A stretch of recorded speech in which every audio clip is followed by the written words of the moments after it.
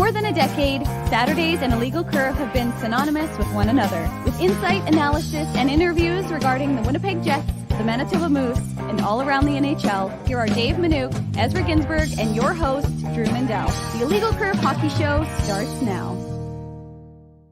Good morning, Winnipeg. Good morning, Manitoba. For all those joining us live this morning on our YouTube channel and all of our social media platforms, we say good morning, universe, and welcome to the Illegal Curve Hockey Show. Drew Mindell, Dave Minuk, Ezra Ginsburg with you on this Saturday morning.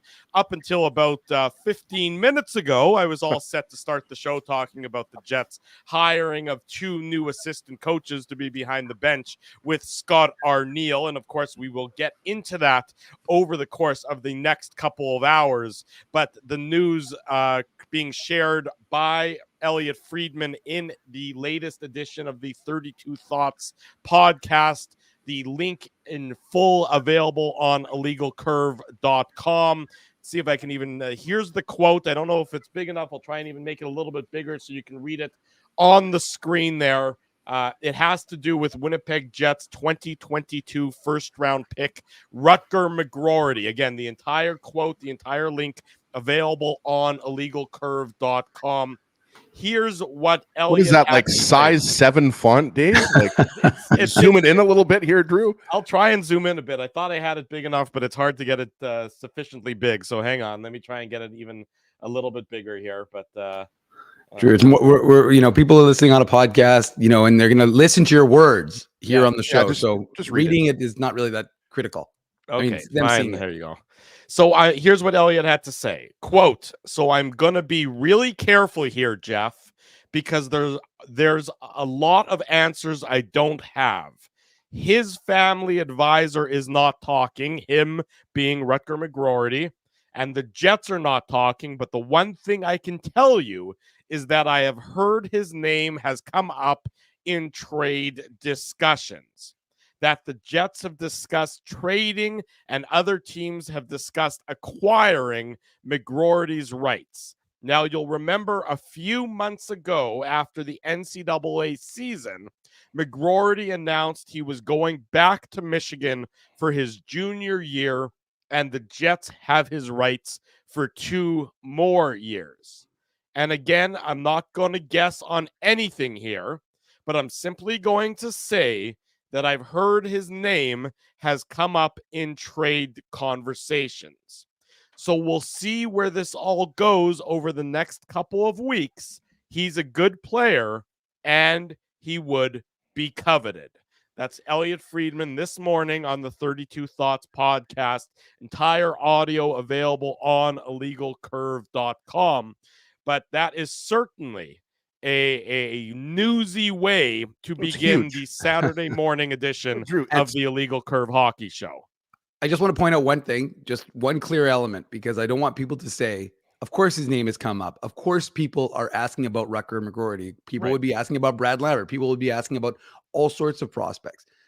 So that part of it isn't, you could say that, oh, this is nothing. But the key words to focus in on is where now I'm trying to read Drew, where Drew put up a thing, so now I can't see the whole thing. Sorry. It's all right. But what I was going to say is the key. Hold on, I'm going to go to it on the website because that's the place to be, illegalcurve.com, not Drew's little improvised website here. But the key from my perspective, the key element that Friedman says is the Jets have discussed trading. So again, you can say whatever you want. He's dialed in. He knows that, again, and this will, of course, hurt the Jets in the sense that it maybe devalues him, right? As he a little bit in the sense that if it was a surprise, you might be able to, maybe trade from a position of more strength. But I just want to key in on that because that to me is the fact that it's if Friedman saying the Jets are discussing it. It's not just people calling and asking about him, but it's the Jets considering it and engaging in discussions regarding it, is what you're saying. Is the big difference there. So I'm going to remove this is mammoth. There's no way to understate this because not only, and by the way, those 4 or 5 sentences from Elliotte Friedman probably could have been, I think that was you paraphrase or you were transcribing, right, what he Yep. said, but I mean that all could have been said in one sentence, right? Like the Jets have Ezzy, our entire show could be summed up in one sentence. Yeah, that's we still true. do 2 hours. You can't That's start true. criticizing him for that. That's true. Yeah. He's got to fill up time, right? Just like we do, Drew. You're right. But I mean, this is not just a prospect. This is the Jets' top prospect. This is a guy who had 52 points for the University of Michigan. This is a guy who, after his injury, he captained Team USA to a gold at the 2024 World Juniors, right? Like, this is not just, a B-level prospect. This is the Jets' top forward prospect. So this is absolutely huge. And I'm not sure where this is coming from because, guys, how many players in the past, how many prospects, I should say, Jets prospects, have we already, like, you've heard, this is a future captain. Like, this guy, the Jets have been very excited about since they drafted him a couple years back, right? So this is coming out of nowhere. I think if someone was telling you that they saw this coming, they were lying, because all indications were that Rutger was going to play one more year, Dave, with the University of Michigan, and then he was going to sign with the Jets. So, I mean, this is huge with all the uncertainty surrounding all these pending UFAs like Dylan DeMello and Sean Monahan and know all the names. Lauren Brossoit, he's most likely going to sign with another team. I mean, this adds a whole nother dimension to the 6 days leading up to the draft, right? Like, could he be included in a Nikolai Ehlers trade? Like, could he be included in a trade with Neil Pionk? Like, Neil Pionk's name is out there, right? It's his 1 year left on his contract. So this is very big and something that I did not see coming. Dave sent us the screenshot of the article about half an hour ago, and I'm certainly surprised because I thought Rutger McGroarty was going to be a guy that, was in the lineup a year from now. It's certainly surprising, especially now. I mean, it goes to show you that, of course, at development camp and things like that, everything seems hunky-dory and rosy and everybody is sunshine and lollipops. Because we remember last year in development camp, and he was sort of the star of the show. Dave, you were there chronicling it, in depth. And Rutger McGroarty certainly was a highlight for a lot of people who are attending development camp, and he was really front page center when it came to the Winnipeg Jets promotion of their next sort of wave of prospects. So for this report to come out, and, not to say that it's necessarily going to result in a trade. So let's not get, put cart before the horse or anything and say there's a guarantee that he's not going to be here. But this certainly is not what I would imagine, at least, this is not the avenue that the Winnipeg Jets organization wanted to be exploring at this point in time. Yeah, and I just want to point out Doug's saying that would mean someone from the Jets told Friedman. No, Friedman, if you read the quote, Friedman said the Jets aren't talking, and Rutger McGroarty's agent or family advisor, I should say, isn't talking. But again, that means there's 31 other teams that are talking to Elliotte. And again, I'll point this out for folks who don't know, but just to be clear, the NHL is like high school. Everybody talks, everybody gossips, everybody spreads rumors. So, yeah, I mean, you could say that this is some sort of like 3D chess, boys, but the reality, quite frankly, is that I suspect that, Jets GM Kevin Shoveldale had a conversation like he always does. Remember, he's always having conversations with another NHL team, and they leaked it. So you can disbelieve Friedman if you want. I'll choose to believe it because I don't think he'd put it out there if it wasn't from a reliable source. And so that would be the chronology of how this would have come about, because he clearly said the Jets didn't say anything. And he also said the family advisor isn't saying anything. So they're staying mum's the word, but the reality is that, like I said, the NHL likes to flap their lips. And you're right, Drew. This is just to get back to the point you're making. This is not a position the Jets, were thinking that they were going to want to be in, of course, with their 14th overall pick from 2 years ago. Now, luckily for them, their 31st pick that year has hit to a degree that they're quite happy with, the way, of course, of Brad Lambert and the way he's developed. So, again, maybe this is part of the way they solve that conundrum. Because remember, we spoke about it, boys, last week on the show. Sure, I'm with Ez. Like, Rutger McGroarty would have played in theory, let's say he does play it out and he plays his third year at Michigan. Remember, they control his rights for 2 more years. So if that's the big part of it, is he willing to delay his professional career if the Jets dig in and they decide they want to play hardball with him? The Jets have the leverage. Are you, Rutger McGroarty, willing to delay making starting your professional career until after 2026. Right. And that's why I was saying, like, for me, the Jets do have a lot of leverage right here. Now they'll lose it after next year. Not lose it entirely, but won't After have next as much. summer, if he doesn't sign, then the writing is even more clear on the wall. Exactly, which is what we said. That's consistent with what we were saying anyways, regardless of this, comment from Friedman. But ultimately, if you're going to use, remember, what did we talk about it, guys? This is a team that wants to win right now. This is a team that has Stanley Cup aspirations. You can quibble about whether they're capable of achieving that, but you had to make some hard decisions. And one of those hard decisions ultimately was probably going to be dealing a top prospect to acquire an asset, because you don't have enough in the tank right now, right? We would all agree this team isn't deep enough to be, on the right side of the defense, especially given the fact that there's a bunch of guys who haven't even signed. So you've got that question mark. Mm-hmm. And so from my perspective, again, like I said, ultimately you'd want this player, but Rutger McGroarty, I know folks were like, well, put him in the playoffs, he'll replace Mason Appleton, but he's not an NHL player. He's not jumping up and becoming one, and he's not going to become a dominant force in the NHL this year or next year. So from the Jets' perspective, if you can use this asset to acquire something that's going to make you a better team now, you kind of have to take that risk. Well, the problem, though, Dave, sorry, Ezzy, the problem I would say in response to you is anytime a college draft pick has indicated they don't want to sign with a player or with a team, mm-hmm.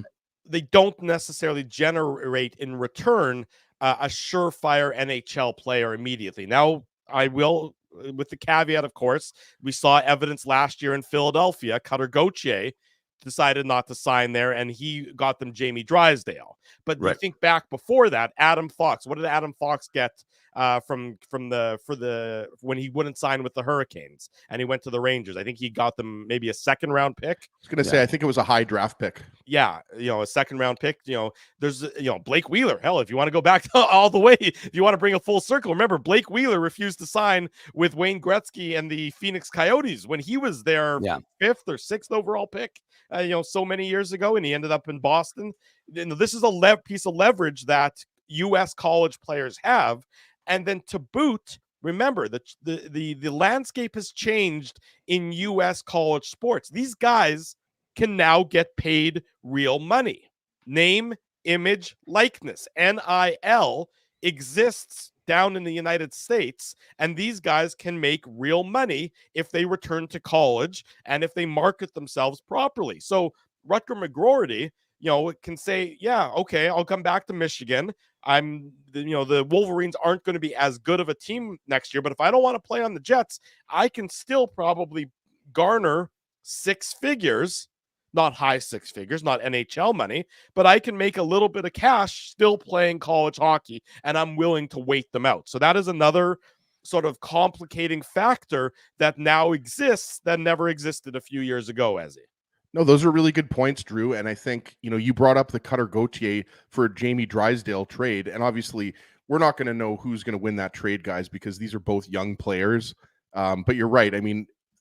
Look, I know a lot of people in the chat are talking about McGroarty's trade value being really high, and it absolutely is. We talked about it. He's coming off of a huge year with the University of Michigan and a huge World Juniors with Team USA, right? But I think, going back to the Cutter Gauthier situation, it does seem like there are some parallels here, guys. Like, there was a breakdown here at some point between McGroarty's camp and the Jets, and that's what I'm fascinated to know what's been going on, right? Because I think a lot of people, look, we were talking to Colby Cohen, who knows the McGroarty family really well, and he wasn't sure if Rutger was going to go back for his 3rd year with the University of Michigan, right? Mm-hmm. And so something happened in the last, 3, 4, 5 months between McGroarty and the Jets camp, obviously, and you'd have to think there's a good chance that it was that McGroarty wanted to sign his NHL deal, and he wanted to be assured that he was going to have a spot with the Jets, right? That's not to say that, McGroarty, Dave, wouldn't have spent some time in the American Hockey League. Yeah. But you'd have to think this situation somehow revolves around McGroarty's unhappiness with how the Jets have handled him, right? In some capacity. This is out of nowhere. And I agree with what Dave is saying. The Jets, yes, everybody knows the Jets are in win now mode. It's literally their marketing slogan is we're all in, right? So the Jets are trying to win a Stanley Cup. Everybody knows that. This isn't a rebuild or a retool. But having said all that, to me, this situation is completely independent of that.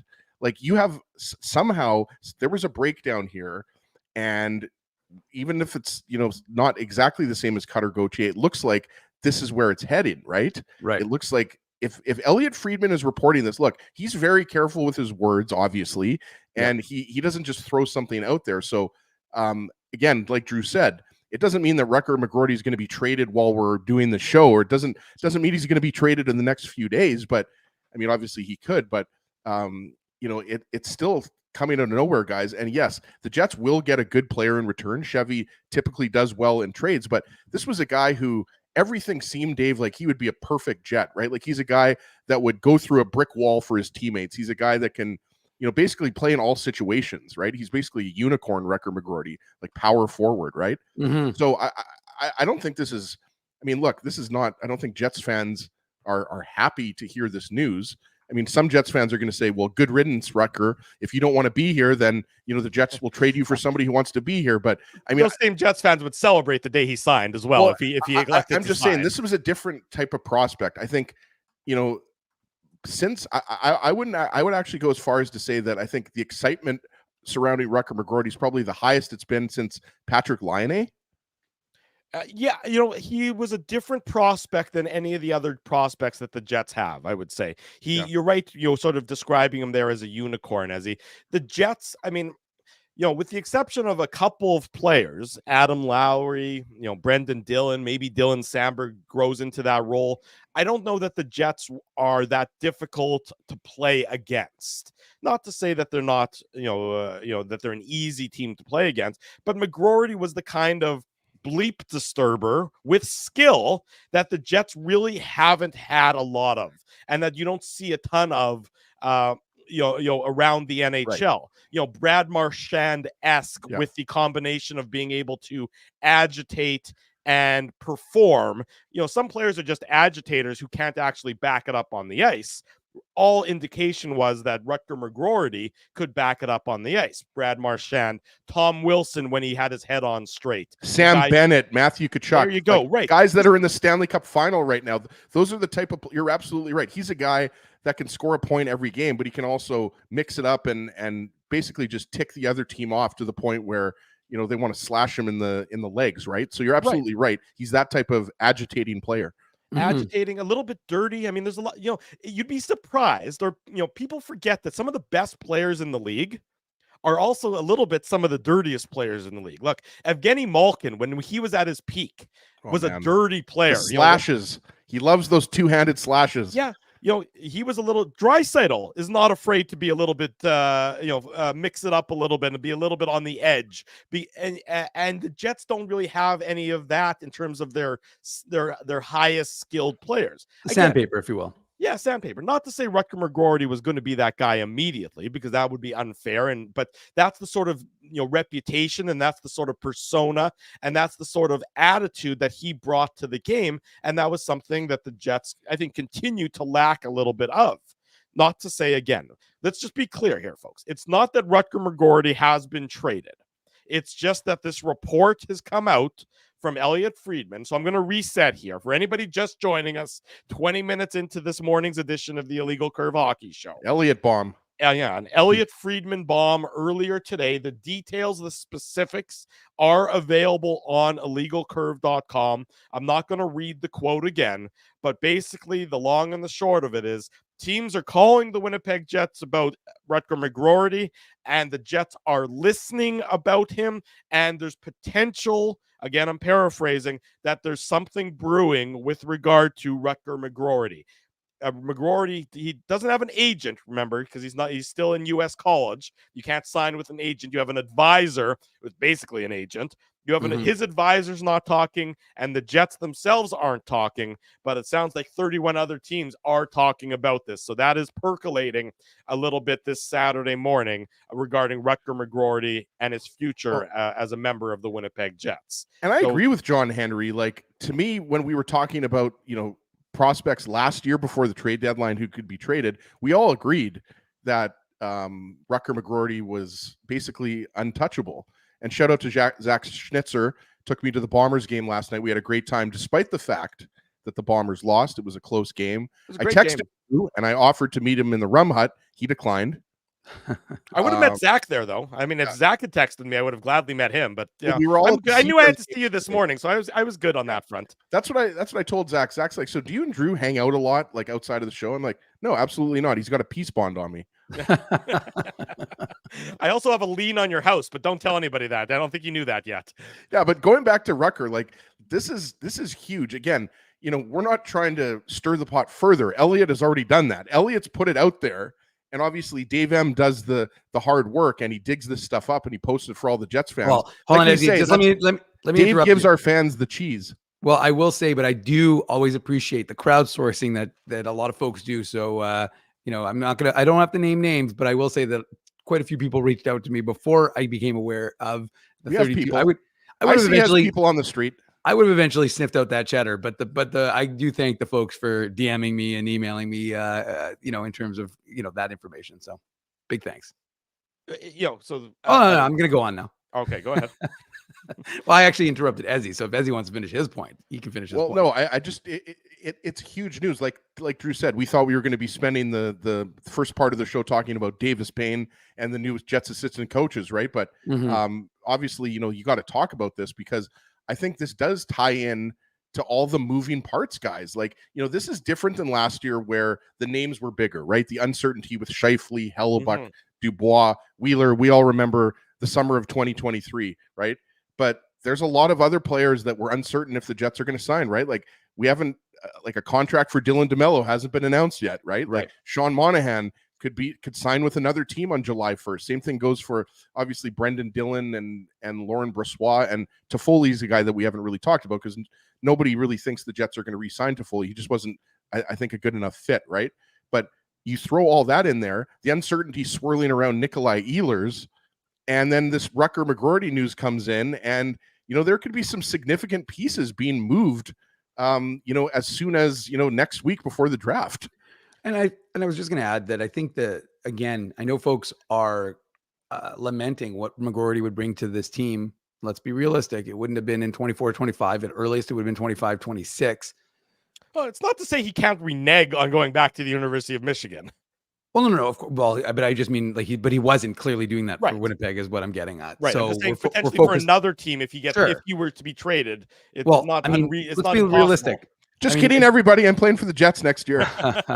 Well, again, look, we'll see where this all goes. But the fact, like Friedman said, neither side of those, neither one of those entities, in terms of his advisor or the Jets, are talking about this.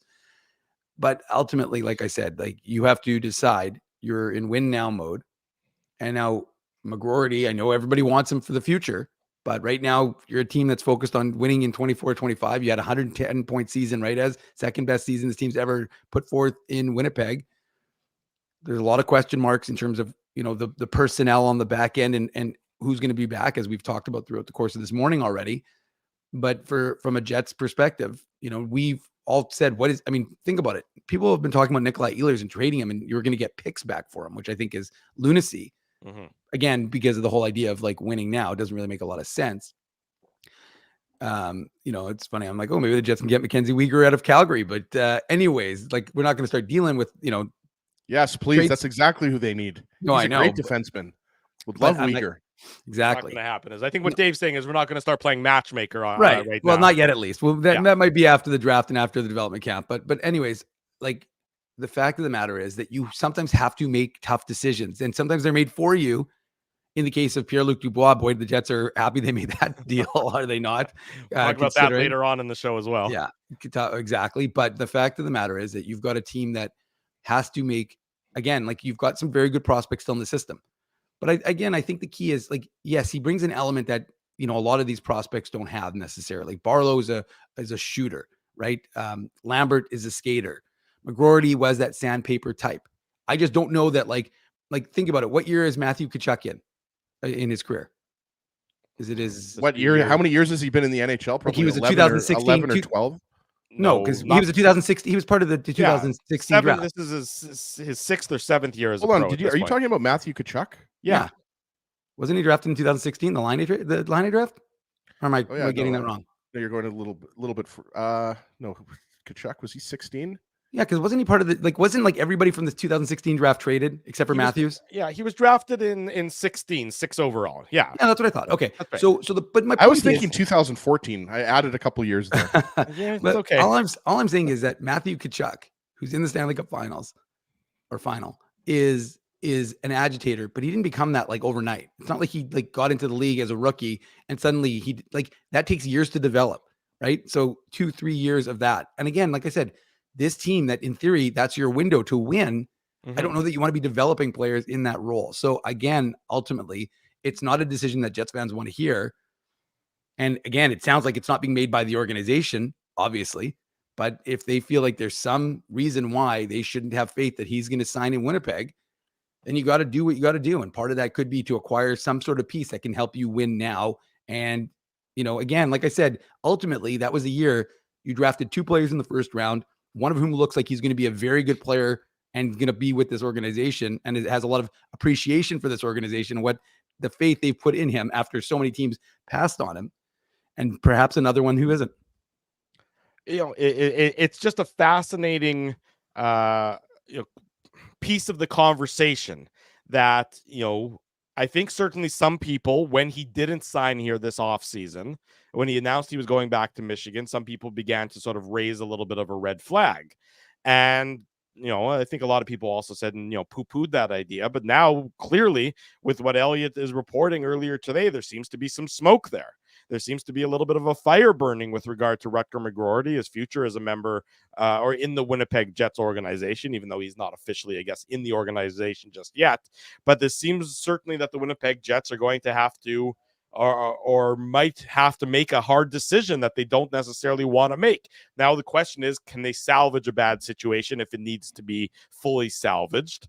And what can they do to, improve their lot moving forward? Because I think, as I saw in the chat when I mentioned Adam Fox earlier, he went from Carolina, he went from Calgary to Carolina, if you really want to go all the way back. Mm-hmm. But then when he went from Carolina to the Rangers, it was for 2 second-round picks.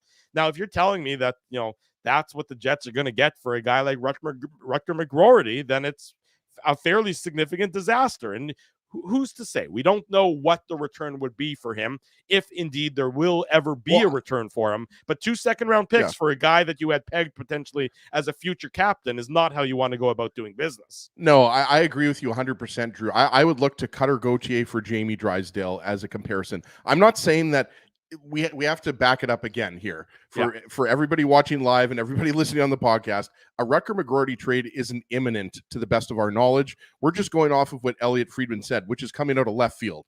I mean, nobody knew that the Jets were talking about Rutger McGroarty in trade talks with other teams, right? Like that's new.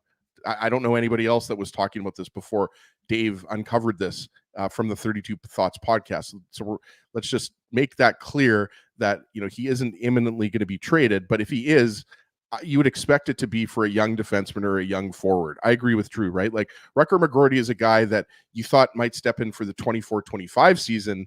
Obviously that wasn't going to happen, but for the 25-26 season, he's a guy that could have possibly not even played that much in the American Hockey League, Dave, right? If you think about it, he's coming in after 3 years with the University of Michigan. It's possible that he only plays a dozen games in the American Hockey League, right? Just saying that I think his development has been fast-tracked as opposed to other prospects in the Jet system, right? I think you'd agree with that, right, Dave? So yep. I think that, this is something that, it'll be really curious to see what happens with this. Like I said, is there going to be a 1-for-1 trade prior to the draft? Is it going to happen later in the summer? Or could Rutger McGroarty be packaged with some of those other Jets names that are out there in trade talks, right? Like it's always possible Nikolai Ehlers signs a long-term extension with the Jets, right, guys? Like that's something that I would have personally ruled out a month ago. But now I'm starting to think that there's a chance that Ehlers could sign a contract extension. So there's a lot of balls up in the air right now in Jets land. Well, there's a lot of balls, and the point is that you need to be on illegalcurve.com every moment, hitting refresh, just to get all that latest chatter. But look, sorry, Drew, did you want to ask a question before I jump in, or no? Go ahead, just keep going. Yeah, I just think that, like I said, I understand that folks don't like hearing this news. And you can question the veracity of Friedman. I tend not to. I really don't think that these guys make things up. Again, these guys are generally, they get stuff from teams. This, like, again, you don't get that role without proving that you're right a lot more often than you get things wrong, right? Some guys get things wrong, but like I said, I tend to believe, especially knowing the way the NHL works in the back end of things, that maybe the Jets wouldn't say anything and McGroarty's family advisor wouldn't say anything, but like I said, it's obvious that this is coming from one of the other 31 teams that have been in discussions, and the key point that I really want to reference again, like I said before, is that the Jets have discussed trading. That's what Friedman said, right? So it's not that the Jets are listening, because you'd listen on every single player if it can make your hockey team better. I don't care how, obviously when the Jets had Line A or at least had Matthews or whatever, there's certain prospects that are completely untouchable. But if you can make your team significantly better in some capacity, then you have to be listening on some of these prospects. We will find out where this story goes and have it covered in its entirety on illegalcurve.com and, of course, here on the Illegal Curve Hockey Show. We'll go to break. We'll bring in Mike McIntyre of the Winnipeg Free Press. He's in Edmonton covering the Stanley Cup Final, which inexplicably is now going to a 7th game on Monday night after the Oilers took care of business on home ice. I can actually explain that, Drew. Edmonton won Game 6. Yes. So in a best-of-7 series, when the team wins Game 6, they go to Game 7. The maths are mathing, as the kids like to say when it comes to that comment from you there, Mr. Ginsburg. Mike McIntyre joins us for that. More on McGroarty, more on the Jets. Busy Saturday morning. Don't go anywhere. It's the Illegal Curve Hockey Show. Keeping Winnipeg laughing for over 30 years. Rumors, Canada's longest-running comedy club, bringing you the biggest laughs from the best comedians on the planet. Jerry Seinfeld, Chris Rock, Jon Stewart, Dennis Miller, Brad Garrett, the greats, and all the up-and-comers too. When was the last time you laughed out loud? Make it a great night out with friends, or book your office or birthday party. Even a fundraising event at Rumors. Get all the details and dates on upcoming shows at rumorscomedyclub.com. The game can change just like that. Accidents happen when you aren't protected. So now what? Getting to your injury quickly can make all the difference. Help prevent them from being game changers with Linden Market Dental Center. Bonding, crowns, bridges, and dental implants. State-of-the-art treatments are available to help you get back in the game. To learn more, visit lindenmarketdentalcenter.com. Creating smiles for life. It's all over, folks. And the run has come to an end. You've been so far away. A Canadian team hasn't won the Cup in over 30 years. And the Cup will stay south of the border. Maybe it's time we try something different. This playoff season, let's cheer with the fans we've always cheered against. Team up for the Cup at Boston Pizza. We did it again! You're on fire, man. There's power in a handshake after a great game or great deal. It shows professionalism and respect. Two qualities Zappia Group Realty take pride in.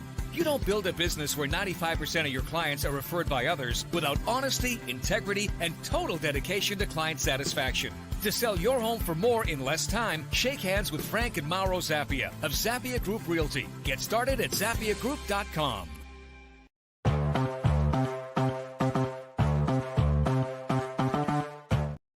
Bottom of the hour has come and gone. Welcome back to the Illegal Curve Hockey Show. We head out to the City of Champions, Edmonton, Alberta, where about a week ago it seems unlikely that they would have been the City of Champions again. But right now, given the Game 6 victory and the tenor of this series that goes back to 7th game on Monday night in Florida, you'd have to say the Oilers are the favorite. Mike McIntyre, the Winnipeg Free Press, our guest. Mike, good morning. Thanks so much for joining us. How are you? Tired. Tired. The city kept me up last night, guys. No one Mike, told you not to go to White Avenue and party or anything. Well, forget about that. Mike was. I think Mike was on that Zamboni he was filming before the game. I think that's how he got there. I was not partaking in the partying. However, this city would not stop honking. Like I left the rink. I left the rink a good 2 hours, maybe almost 3 hours after the game ended. And like, it was you know what? You guys have all been to New York, and you know what that sounds like, right? Well, this was like that on steroids, but it wasn't angry. Like nobody was flipping. No one was flipping anyone off. No one was challenging anyone to fist fights at intersections. In fact, quite the opposite. People were high-fiving strangers, hugging each other, people in costumes and face paint. I even saw like a chihuahua in an Oilers tutu. So yeah, and then the Zamboni, which was the I'm not sure if that thing is street Mike on crime. What can you tell us about that Mike on crime? Yeah, I doubt they had a license. I don't know where they got it from. That's one of the questions.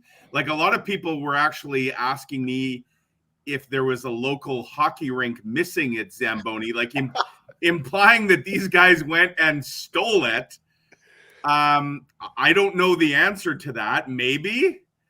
And maybe the rink doesn't even mind. I mean, again, it's kind of like everything goes here, but yeah, that site definitely caught my attention. There was a lot of weird things going on here in Edmonton. One thing though that is very consistent is that people are over the moon, and you know the Oilers haven't won since what, I think 89-90 was their last cup. Of course, Canada, so 90. No Canadian Cup since 93. The Oilers haven't even been back here since 2006. Mm-hmm. So people are making the most of it. And why wouldn't they? They're Oilers. They look like they've gone from dead in the water to looking like they are a juggernaut now. And yeah, I mean, I know it's a winner take all game 7, but my goodness, it sure seems like one team should be the heavy favorite, I would think, over the other on Monday night.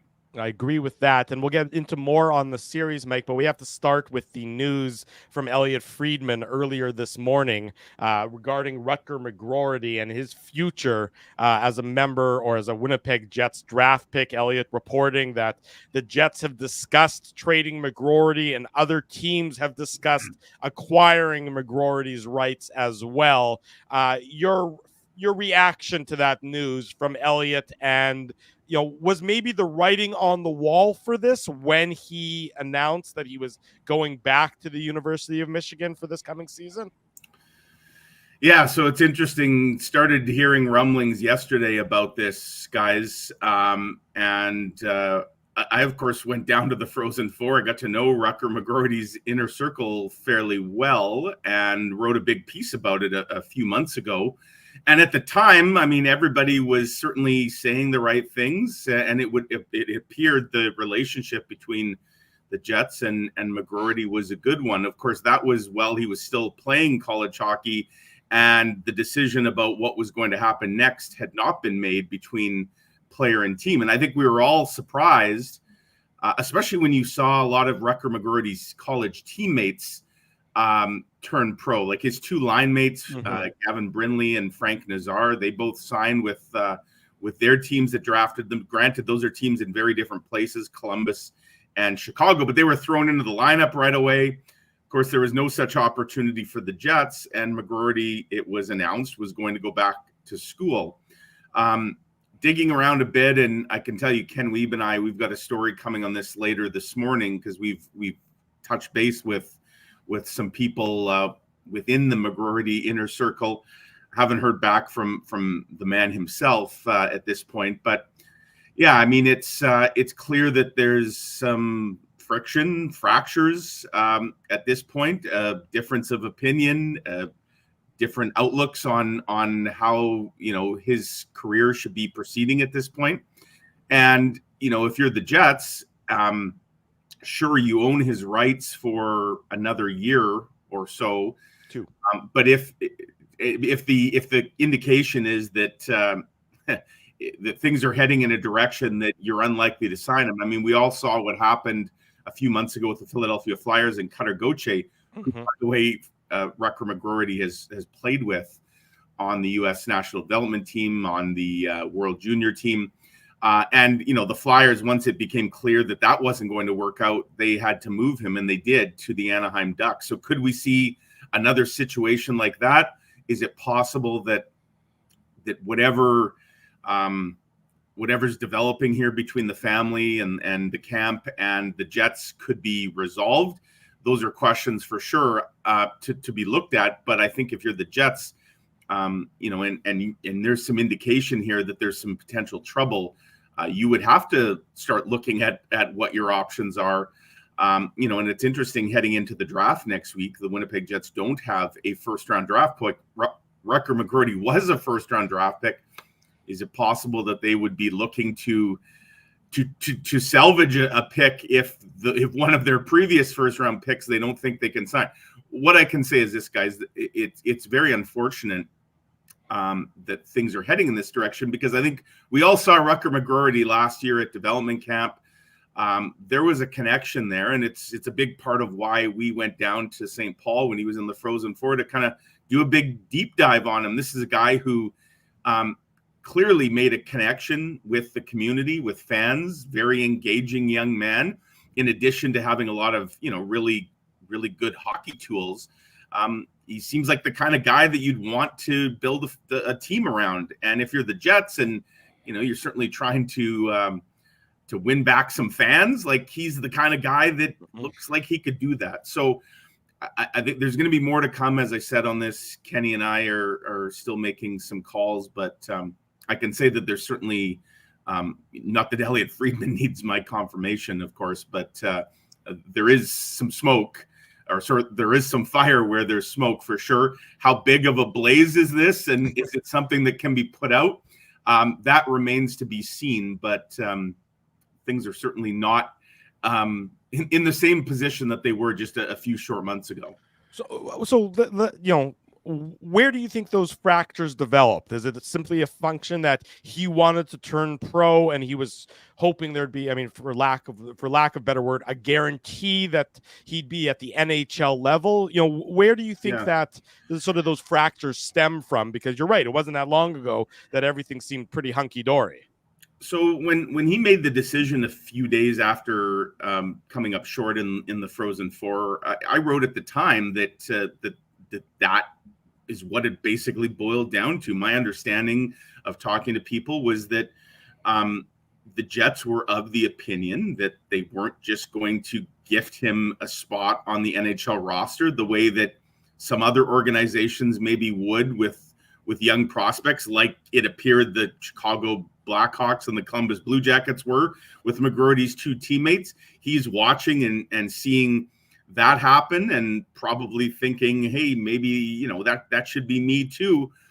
The Jets are in a bit of a different place, though, than those teams. And as I wrote at the time, all one had to do is look at the position Cole Perfetti was in. The Jets were heading into the playoffs, and they had a 19-goal scorer, another first-round draft pick from a few years prior to McGroarty, who had just put up 19 in the big leagues. And there was no room for him on the playoff roster. He was on the roster, but he wasn't getting into the lineup, and he didn't until Game 5. And I think Rutger McGroarty probably looked. He saw Brad Lambert, having a great season in the American Hockey League, but that's the American Hockey League. And I think for Rutger McGroarty, he certainly felt that and feels that he's at the cusp of being NHL ready. The Jets, they like to slow play prospects and let them ripen on the vine, right? And we've seen that and continue to see that. So I think when the two sides sat down after McGroarty's season ended, and again, and this was very true, the Jets gave McGroarty all kinds of time and space. They weren't pushing him. They weren't all over him while his season was still going on. And maybe part of the problem here was that his season went on so long that by the time they got down to having these discussions, like the Jets were about to start the playoffs, a run that, as we all know, guys, that they thought was going to go on for a long time. And they weren't going to throw McGroarty into the lineup immediately. And as for next season, no promises could be made. The situation was pretty clear, I think, to McGroarty that it might mean, if you turn pro, come to camp.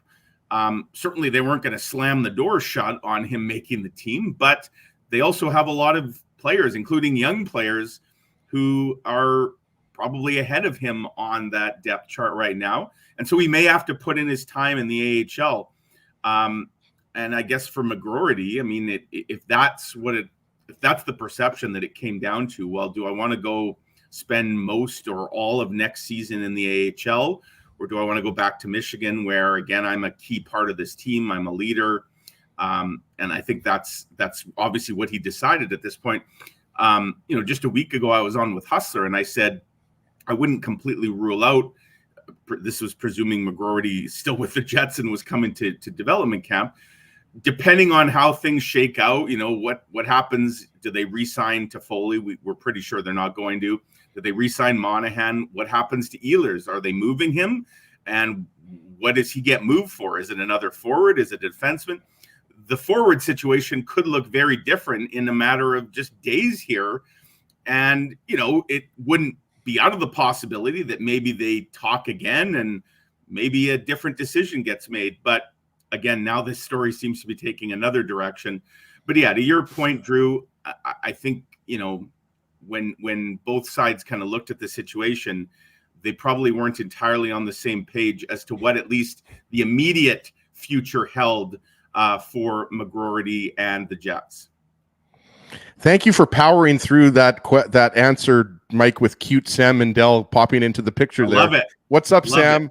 He's already done a better intro than Drew's ever done. He did the intro a couple weeks back. So if you want to jump on the mic, Sam, feel free. But Mike, I want to get into the Stanley Cup final, obviously with you. And before this Rutger McGroarty news came out, obviously I thought we'd be spending half the interview talking about Pierre-Luc Dubois and that trade to the Capitals, because that was just like a gift from the gods for Winnipeg Jets fans, right? Yeah. But as you mentioned, you and Kenny Wiebe are working on, this is a developing story for those who are just joining us, the Elliotte Friedman report that the Jets have been discussing Rutger McGroarty in trade talks, and you guys are going to have a story coming up in the Winnipeg Free Press for those who weren't here earlier. And I wanted to look at this kind of like stepping back at a macro level, Mike, because let's be honest, over the years, there have been no shortage of players who've wanted out of Winnipeg, right?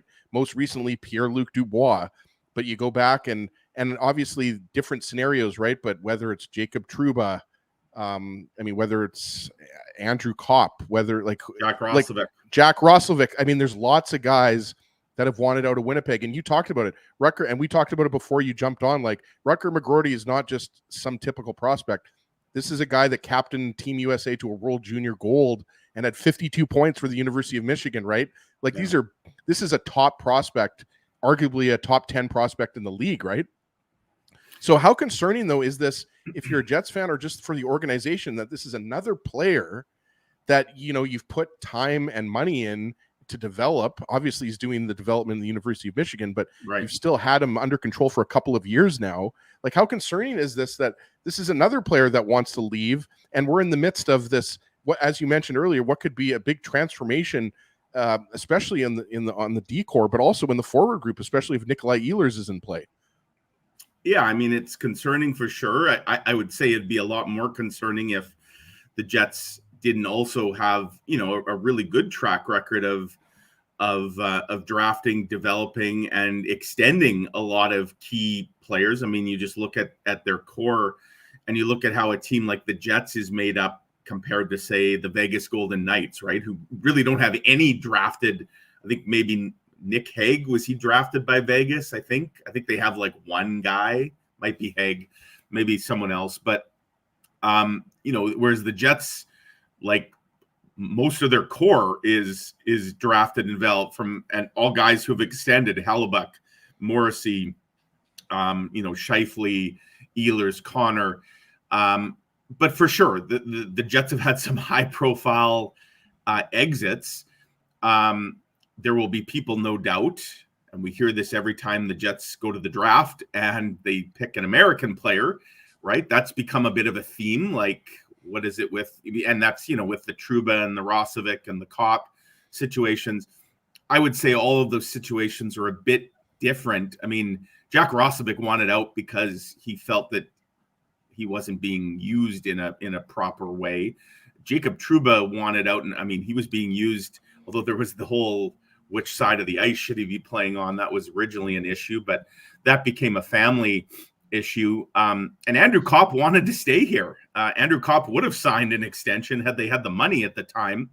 And then when the writing was sort of on the wall that wasn't going to work out, then the Jets moved him because they were running into a situation where they might lose him for nothing. But yeah, I mean, look, no, I don't think anybody's saying what's wrong with the Philadelphia Flyers. They can't retain Cutter Gauthier. I just think every situation is unique. And I don't want to sound like the old man saying, kids these days, but again, we're seeing it's a younger league, right? It really is. You're seeing young players often thrust into big roles. And in the case of, highly touted prospects, again, guys, a lot of times these guys are being taken by crappy hockey teams. That's why they're drafting them so low. And they can afford, they're not in the win now mode. They're in the just development and rebuilding phase. So they can throw guys into the lineup right away. But if you're a guy like Rutger McGroarty and you're seeing a lot of your, teammates and college rivals, and you're probably thinking, I'm better than these guys. I play against these guys all the time. I'm better than them. I'm better than my two line mates. Like, I'm carrying these guys. Why are they playing in the NHL right now? And I've got to go play in the A. So I just think maybe there's some players that probably want to accelerate the process. The Jets, though, again, going back to what we know about this team, they often will slow play players, and especially when they're in a cycle where they're not necessarily rushing a whole bunch of young players into the roster at once. They're going to take their time, and that potentially could put them at odds with some players. Mike McIntyre, the Winnipeg Free Press, our guest on the Illegal Curve Hockey Show Saturday morning, discussing the news from earlier today that Rutger McGroarty and the Winnipeg Jets might be at a bit of an impasse, and he's potentially being discussed among trade talks throughout the NHL. Mike, it's be careful what you wish for, because if I recall correctly, when Jack Roslovic was wistfully looking at the Winnipeg Jets when he was still a member of the Columbus Blue Jackets, he was thinking, I could have been an impactful player. So sometimes it's a cautionary tale for guys. Now, of course, he ended up with the Rangers, so that worked out pretty well for him. But from your perspective, I mean, one of the elements that we've talked about is that this Jets team, in theory, you signed Mark Scheifele to an extension. You signed Connor Hellebuck to an extension. The point of those extensions wasn't to become, an okay team or a playoff team. It was to challenge for a Stanley Cup. Now, sometimes your hand is, Kevin Cheveldayoff's hand has been tied many times before. He's actually been pretty remarkable, and as he mentioned, the Pierre-Luc Dubois situation, where even when his one or two hands tied behind his back, he still manages to do something. Right. Generally speaking, his hands are forced, but ultimately he ends up doing something that betters his hockey team. From your perspective, while you don't necessarily want, if you're the Jets, you look at your 2022 draft, you got Brad Lambert. He looks like he's developing quite nicely for this organization. But do you look at Rutger McGroarty in the situation as it currently is? And if this ends up coming to fruition as, hey, this is an opportunity to make us better right now, not 3-4 years down the line, because we're in win now mode, not win in 3 or 4 years mode. Yeah, and I think when we were talking, even at the trade deadline, looking at the season that just finished and what could the Jets do to beef up, I think we agreed that a lot of their prospects had to be in play, whether that was Billy Heinola, whether that was Chaz Lucius, whether that was Colby Barlow.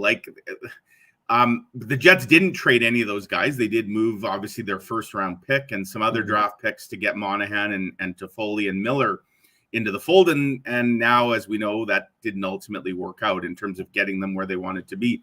But you're right, Dave. The Jets, they are trying to win now. They're also certainly keeping an eye on the future. They don't want to completely mortgage a future. But if you're Kevin Cheveldayoff, I got to think you're thinking more about next year and maybe the year after that than 5 years down the road. You don't even know if you're going to be here in 5 years down the road. He's been here. This will be year 14, right? Mm-hmm. So, I think the Jets have always tried to have a very cautious eye on the future. But for sure, lately, and again, it was reflected in just how they approached this past trade deadline, there's no question they had more of an eye on the present than the future.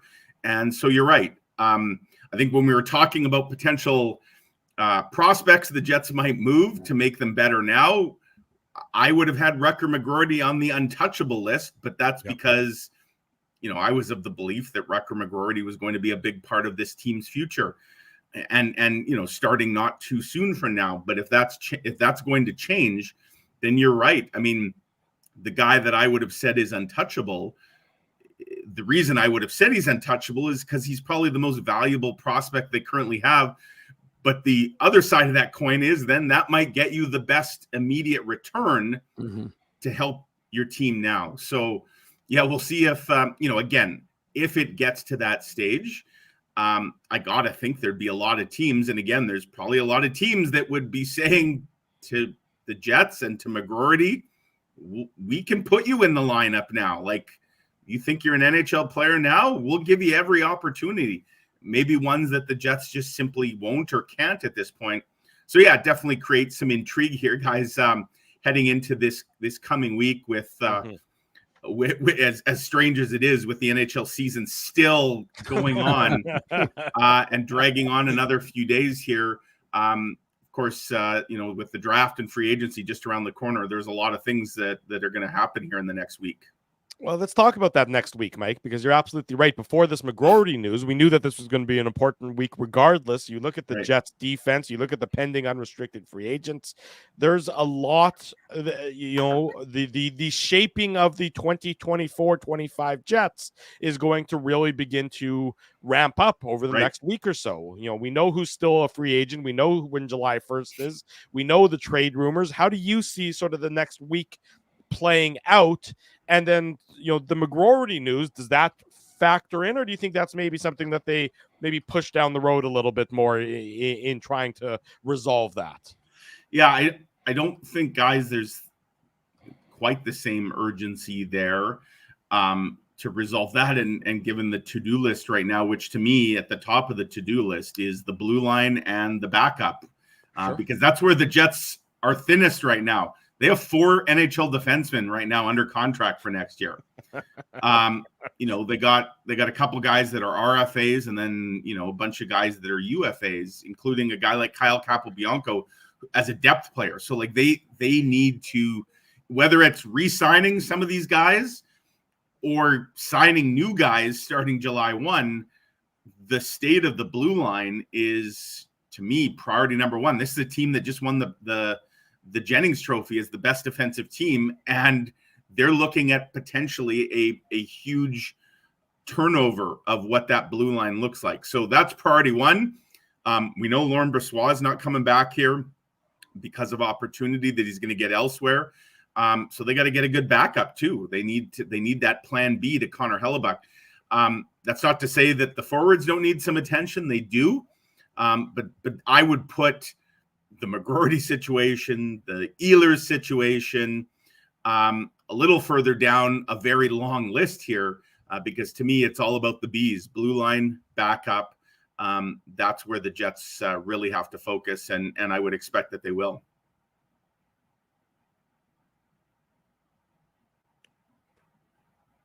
Anyone? I thought Ezzy was going to say something there. Sorry. Yes, I left you guys speechless. Yeah. Sorry. Sorry. Mic it was drop. my turn there. Literally, Mike, M-I-K-E, mic drop. I was trying to find different trade scenarios for Rutger McGroarty. Just Dave, Mike, we got to talk about the Stanley Cup final. I mean, you're obviously in Edmonton. Game 7's coming up in Florida. I mean, I don't know where to begin. I mean, what stood out to me is obviously the depth scoring on the Edmonton Oilers has proven to be more of a factor, right? Like, I don't think a lot of people thought Dylan Holloway and Warren Foegele and Ryan McLeod and players like this would have this many goals. Obviously, what Connor McDavid is doing is, I mean, he's trying his best to get close to Gretzky's record and maybe even pass it, right? In terms of points in the Stanley Cup playoffs. I think we can all agree, whether the Oilers win or lose, he's getting the Conn Smythe. We can agree on that. Maybe not. I don't know, Mike, but I think he should get it. I mean, what he's doing is like, this is just special, for lack of a better term. It's just special what he's doing. It's incredible. Everyone saw his incredible, the Corey Perry goal in Game 5, him cutting through former Jet Dmitry Kulikov, right? and I think Mikkola was the other defenseman, right? But just, what stands out to you about, this series going back to Florida for Game 7, and, just take us back to being in that building? Because I imagine when Warren Foegele got that goal to kick it off, I mean, is the roof still on that building? Yeah, I'd say that was electric when they opened the scoring. To me, the loudest one was the Hyman goal to make it 3-0 because it was such a swing, right? Yeah, it was 2-0, and the Panthers were pressing and looked like they were about to get one, but then all of a sudden the puck goes the other way, and Hyman makes a great move, and I think at 3-0 is like, okay, this one's over. This is going back to Florida. Yeah, I mean. Here's the scary thought. If you're the Panthers, you just lost Game 6, your third straight. Connor McDavid was actually pretty quiet last night. This is the guy who had an 8 point. He didn't have a point last night. Yeah, nope. And Leon Draisaitl, he had the beautiful assist, but that was it. What? It's pretty rare that those guys go 2 games in a row where they would just combine for 1 point. What does that mean for Game 7? Yikes. That's a scary thought for the Panthers, I would think. They've got a lot of issues right now that they're not generating much. This is a team, guys, that is a very heavy shot volume team. Yeah. Mm-hmm. They didn't get a shot from a forward for 32 minutes last night. That is unfathomable in a game where you can win the Stanley Cup. And so Edmonton, like, what did we all think Edmonton's weakness was coming in here? Defense, right? They couldn't defend. They are making a Panthers team, which is a very good offensive team. Like, they are stifling them. And then Stuart Skinner, after some, bumps earlier in the playoffs, he has really settled things down in net. And now it's Sergei Bobrovsky who looks rattled. And my goodness, guys, talk about the crowd last night. I don't know I've ever seen a crowd jeering the other goaltender during the Star-Spangled Banner. They took over the now some people will say, well, that was really disrespectful. But the Sergei chants were like deafening during the Star-Spangled Banner. That's ruthless when they're all over them that early. So yeah, I mean, obviously the Panthers will have the home crowd. I don't imagine it's going to be anything like the Oilers' home crowd. And it would probably be a very nervous crowd in addition to a quieter crowd, again, because of what's happening. There is a feeling here that they're obviously on the cusp of a historic collapse. And, after getting to the final now for 2 straight years, if they blow this, my goodness, guys, that is going to leave a lasting mark on the franchise, on the players, on Paul Maurice. One way or another, there is a team this would go for any Game 7 in a series. You'd say, well, whoever loses, it's going to be a crushing loss. It feels like this will be even especially cruel to no matter who loses. Yes. Because either the Panthers complete the implosion or the Oilers claw all the way back, as only 2 teams have done in NHL history and none in like 80 years, and then they don't get it done. If you're an Oilers fan, you'd probably say at that point, I would have just preferred to be swept than lose. There will be some, I guarantee you there will be some who feel that way if the Oilers lose, that they should have just put us out of our misery in 4. Why did they? This is just especially cruel. So, yeah, it just sets the stage for just the ultimate drama on Monday night. And, for a series, guys, I think we'd all agree this is dragged out too long. The series itself has not disappointed for drama. Yeah. The players, they can't control the scheduling. They're just playing when they're told to play. But this is turning into, as I wrote in my story last night, an instant classic. Went from a cakewalk to a classic. It's too bad a lot of folks are probably tuning out because they're already well into their summer at this point. But yeah, a lot of drama. And I got to think, even for people who've maybe said, I'm not watching, summertime, I'm into off-season mode. I got to think Monday's going to do some big numbers just because of the storyline there. Yeah, and just one thing, sorry, before we let you go, Mike, Dave tweeted this out, and I think it's funny and completely appropriate. Like, I can't handle when the preseason schedule is coming out before the Stanley Cup has been awarded. You know what I mean? Like guys, it's June 22nd. Like, we all need some time to, like, everybody needs a little time away from hockey. We can't already be thinking about, you're looking at the preseason schedule. You're like, that's in 3 months from now. I know. You know what I was hoping, guys, and it hasn't happened. I was hoping the Oilers and the Panthers would send out their preseason schedule.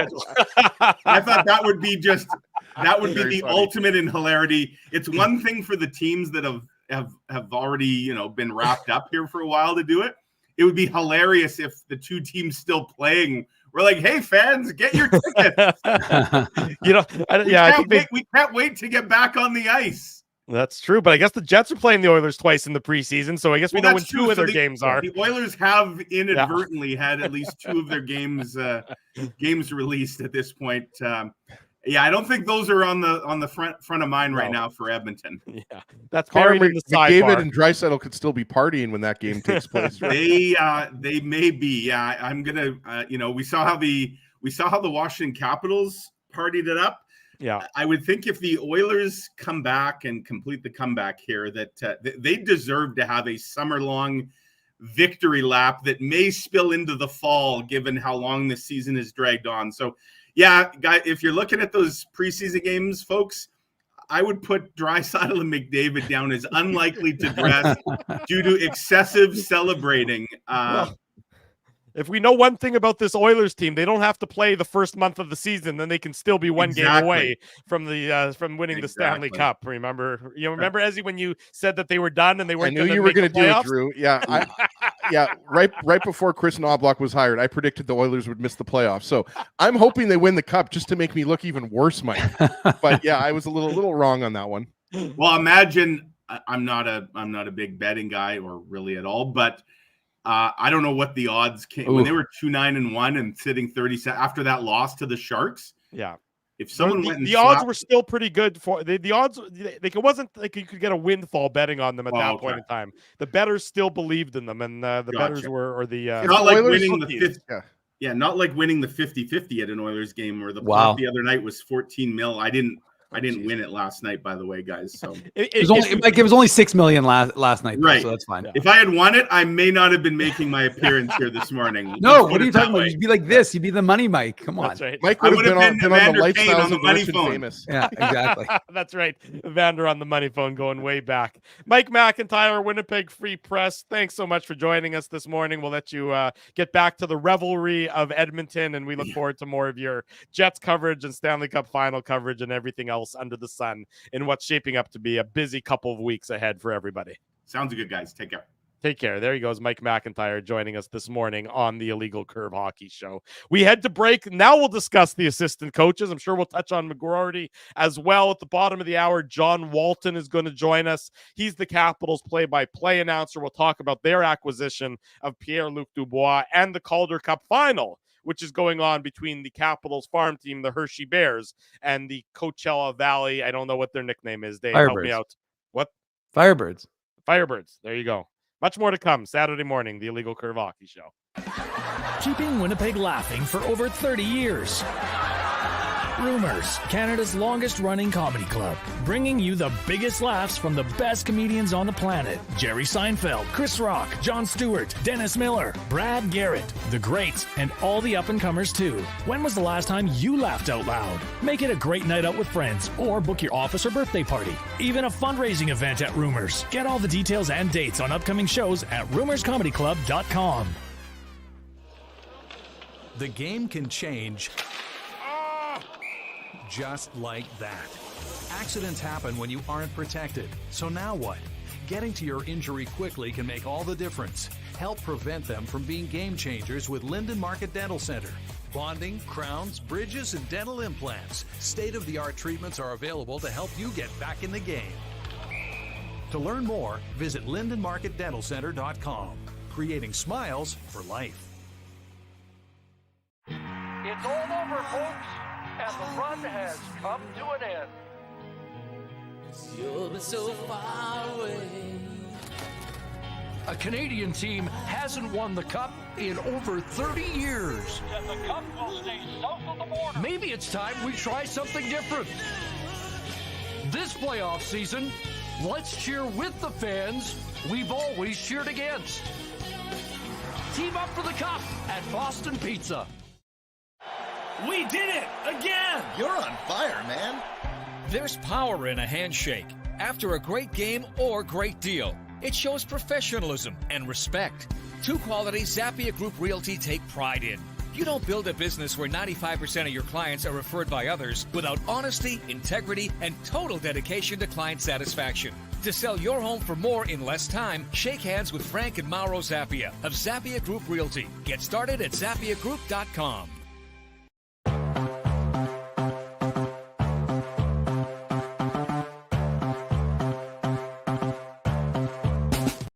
Hour number 2 of the Illegal Curve Hockey Show starts now, about 10 minutes later than it was supposed to start, but that was because our interview with Mike McIntyre was just going so well, we couldn't dare cut it short. Drew Mindell, Dave Minuk, Ezra Ginsburg with you. In case you missed any of the first hour of the program, we'll just recap the headline of the show so far, which is the news coming out from Elliotte Friedman earlier today that both the Winnipeg Jets and Rutger McGroarty and his representatives are exploring trade possibilities. Teams are calling the Jets about acquiring McGroarty. The Jets are not hanging up the phone. Rather, they are listening and engaging with teams about the rights to the former Winnipeg Jets first-round draft pick. So all that information, in case you want to catch up on that, is on illegalcurve.com. You can also catch the replay of the show. I think you can restart the show at any point in time and catch it live, and, of course, the podcast edition as well. Much more on that as news events warrant, and we'll keep you updated both here on the program and illegalcurve.com. Winnipeg Jets, the news of the week before this morning was the hiring of 2 new assistant coaches. We have sort of been waiting for this to happen, and it happened earlier this week. I think it was Monday, if I'm not mistaken, or maybe no, it was Monday. 3 weeks. 3 weeks to the day Scott Arniel was introduced as the new head coach. Or en français, Lindy. He did his. Thank you, very good, Ezzy. Yep. He did his due diligence and came up with 2 Ds: Dean Chenoweth and Davis Payne to be the Winnipeg Jets. I believe it's Chenoweth. Okay, Chenoweth. My apologies. Chenoweth and Davis Payne to be the Winnipeg Jets assistant coaches. Chenoweth will run the defense and the penalty kill. Davis Payne will run the forward group and the power play. Here's an interesting quote. So Chenoweth, who was with Toronto and then before that with Carolina. And hold on. It's Dean Chenoweth. Is it not Chenoweth, Dave? Well, the reason I said it was Shin is because when I was reading up about him, the Leafs had a pronunciation thing, and it was Chenoweth. So, okay. Because Chenoweth, I'm going to keep calling him that, even though Dave is telling me not to say that. He was a tough guy. Yeah, he played in the NHL. Like you look at YouTube and stuff, like it's all fights. Yeah, like he fought. I'm assuming he fought Bob Probert, like he fought Nick the heavyweights Kiprios, of the time, Ty Domi, all those guys. Yeah, so he had a good NHL career. Yeah, he certainly did. He was, again, a physical force in his NHL career. So he was with Toronto last year, ran their penalty kill 23rd in the league. Nothing to write home about. But back a couple years before that, 8th in the NHL. And then when he was with Carolina for 3 years, really had a lot of success on the penalty kill, 8th, 4th, and 3rd. Here's a quote from Dean Chenoweth. Quote, "The one thing we went away from in Carolina was a lot of teams were consumed with the entry and preventing it. I wasn't. My philosophy was there are certain breakouts where we're not going to be able to deny the entry, whether that's due to speed or skill set. But we need to set the pressure as quickly as we can in zone. That's been a big difference." So that's Dean Chenoweth. And it's interesting because a lot of people found the Jets penalty kill to be particularly passive last year. I certainly was one of those people who thought the Jets did too much sitting back, sort of providing a free entry and then not really doing much to prevent the other teams from establishing the zone pretty well. We saw how bad the Jets penalty kill was last year. Here's Chenoweth saying he's not as concerned with preventing zone entry, but he's more concerned with once the zone is entered, that they're now going to be aggressive in preventing a setup, let's say a clean setup. So it's going to be sort of a high pressure system in zone, which is, I think, for a lot of Jets fans, something that they're really excited to hear about in a different philosophy than we've seen recently.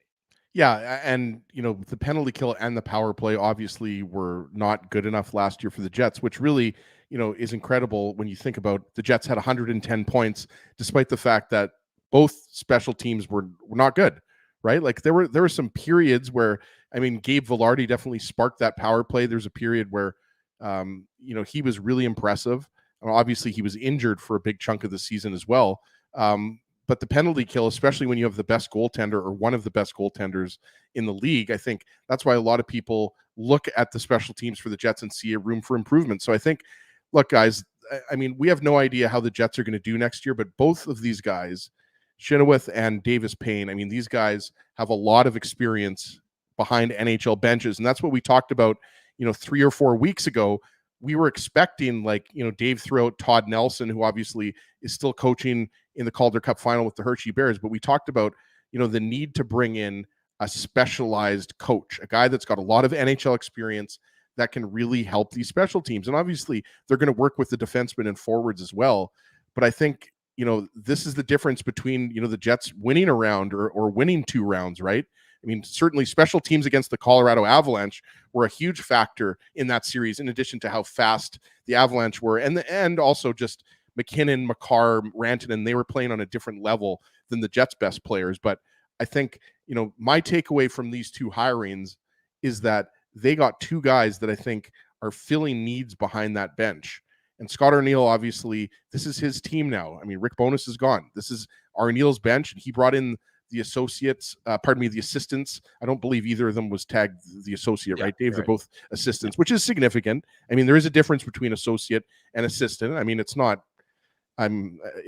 not a huge difference. It just gives him a little bit, I guess, higher of a stature on the coaching staff. But I think, both of these guys, like we talked about Davis Payne's track record, right? He's got a Stanley Cup with the Los Angeles Kings behind the bench, right? Yep. So I think if you're a Jets fan, you have to be very happy with these hirings. Obviously, Kevin Cheveldayoff has a lot of work to do with this roster, guys. There's 5 pending UFAs from last year's roster. There's the news, with Rutger McGroarty. But, I think Scott Arniel did a great job filling out his coaching staff with some guys that have a lot of great NHL experience. And, we can't say that the power play is going to be 3rd overall in the league next year and the penalty kill is going to be 8th overall in the league next year. But I do think that having new voices behind the bench with some different strategies. Mm-hmm. Look at Edmonton's power play, Drew. You don't have to look any further than Edmonton's power play. What do? They pressure that puck all the time. And, the results speak for themselves. They've had the best penalty kill in the playoffs, right? So I think aggressiveness is obviously a key. And it sounds like, the Jets have the right guys in place to improve the special teams. They certainly, it seems like they do. Here's another quote from Dean Chenoweth, Dave. Quote, "At the end of the day, I always tell the players, don't worry what percentage we are at. Does it win us the game or does it lose us the game? If it wins us the game, more often than not, you're going to be a top 10 team." And it's I found that quote to be particularly telling because how many cost the Jets the victory. There were certainly, I think, probably half a dozen at least in the regular season, never mind the playoffs, that we identified as the special teams being the difference. So here's the coach saying, look, if it wins us the game, you're going to be successful. It's about wins and losses ultimately. And the Jets are obviously supremely focused, and Dean Chenoweth is, on ensuring that the penalty kill isn't the reason why the Jets will lose games next year. By the way, the best would be if I was actually making up the way to pronounce his name. So you've been mispronouncing it, even though you're pronouncing it the right way. I'm kidding, of course. Just for some more further insight, Scott Arniel was on CJOB on Monday after the announcement. So he provided a lot of kind of news with respect to these guys and what they are going to bring to this hockey club. I had heard good things about Chenoweth from others in the hockey community, and said that he's a good details guy and he's a good coach. Didn't know as much about Davis Payne. He's been in the NHL a long time, and as he says, won the Stanley Cup, of course, with the 13 LA Kings. So, he's been around quite a bit. But we heard about the power kill, right? Guys in Carolina. Yeah. And so that's one of the things that the Jets penalty kill, as you said, Drew, was a little bit anemic. And the other thing also, I think it's worth noting, is that, Jets fans wanted to be certain that these guys weren't just retreads, guys who were around for a long time and just getting a job because they knew a guy or whatever. But the fact of the matter is, from Arneal's lips, I mean, this is what he said in terms of the number of people he went through. He said he talked to 12 or 13 guys in terms of actual interviews that would be responsible for the defense and the PK, and then 8 guys that'd be responsible for the power play and responsible for the forward work. Then he got it down to 5 in each category, did multiple interviews, and then sent some videos for those guys to look at to get their opinions on some things. And Davis Payne was on with our good friend Cam Poitras this week. Again, that interview is also on illegalcurve.com if you want to listen to it, from a couple days ago. And again, you get insight into the way these guys, and it was actually funny because at the end of the interview, Cam's thanked him as he's like, "Hey, I just want to thank you." He's like, "I could talk power play all day. We don't have to end this interview." He wanted to keep it, wanted to keep things going. But I mean, he just, it's interesting that these guys, broke down tape on the Jets, saw the things that were working, saw the things that weren't working, gave some insight, some ideas. And I think that's, obviously ultimately what won them the jobs. So I think it's a good sign, at least, that there were a lot of guys. And Scott Arneal said, look, he spoke to guys who were in college and some guys in the AHL who, maybe are going to wait who are young up and coming guys, but want to wait for their opportunity, maybe to go directly to the NHL as a head coach. But I ultimately think that you have 2 guys who can take this team. And yeah, the 5-on-5 play was good, was decent, right, last year. But of course, special teams is what was lacking. And we kept saying this Jets team ultimately needs to be, at least a middling sort of, special teams in that sort of 15-16 range at minimum. But obviously, ultimately, you'd prefer to see them in the 5 to 10 range to really kind of take it up to the next level. And that's, of course, one of the areas where they were exposed during the playoffs. So one of many areas where they were exposed in the playoffs. So I think you're getting two really, again, like I said, 2 really good coaches, 2 guys. And it's, I got to say, like, the amazing thing is how many people do you know actually know anything about assistant coaches, generally speaking, unless you follow that team, right, guys? So I thought it was funny because the amount of the experts come out of the woodwork. Well, just the amount of, these are terrible hires. This is this. I'm thinking to myself, like, I mean, we cover hockey every single day, and I didn't know much other than, I honestly, I didn't really know much about these guys. And then again, you learn about it. You talk to people who are connected in some capacity, and you get some more insight. And again, like I said, you try and gather information. And again, we'll see. But ultimately, I think that, you, especially with Chenoweth, because the PK was such a problem for the Jets last year, or the last couple of years, that, not last couple of years, 2 years ago, they were fine. But last year it was so problematic. So this is an area that needs to be improved significantly. Again, one of those areas, right, Ezzy? If you want to be a team that's going to take it to the next level, that's what you need these coaches to do. And I think going back to what we were talking about with, most fans don't know a lot about other teams' assistant coaches, right? Like, I think, the exception might be like the Edmonton Oilers, when you have Hall of Famer Paul Coffey behind the bench, and you've got Mark Stewart and Manitoba's Glenn Gulletson, right? Like, and obviously the further teams go into the Stanley Cup playoffs, then you start to hear about the assistant coaches being talked about. But I mean, for the most part, it's not something that a lot of fans are focused on.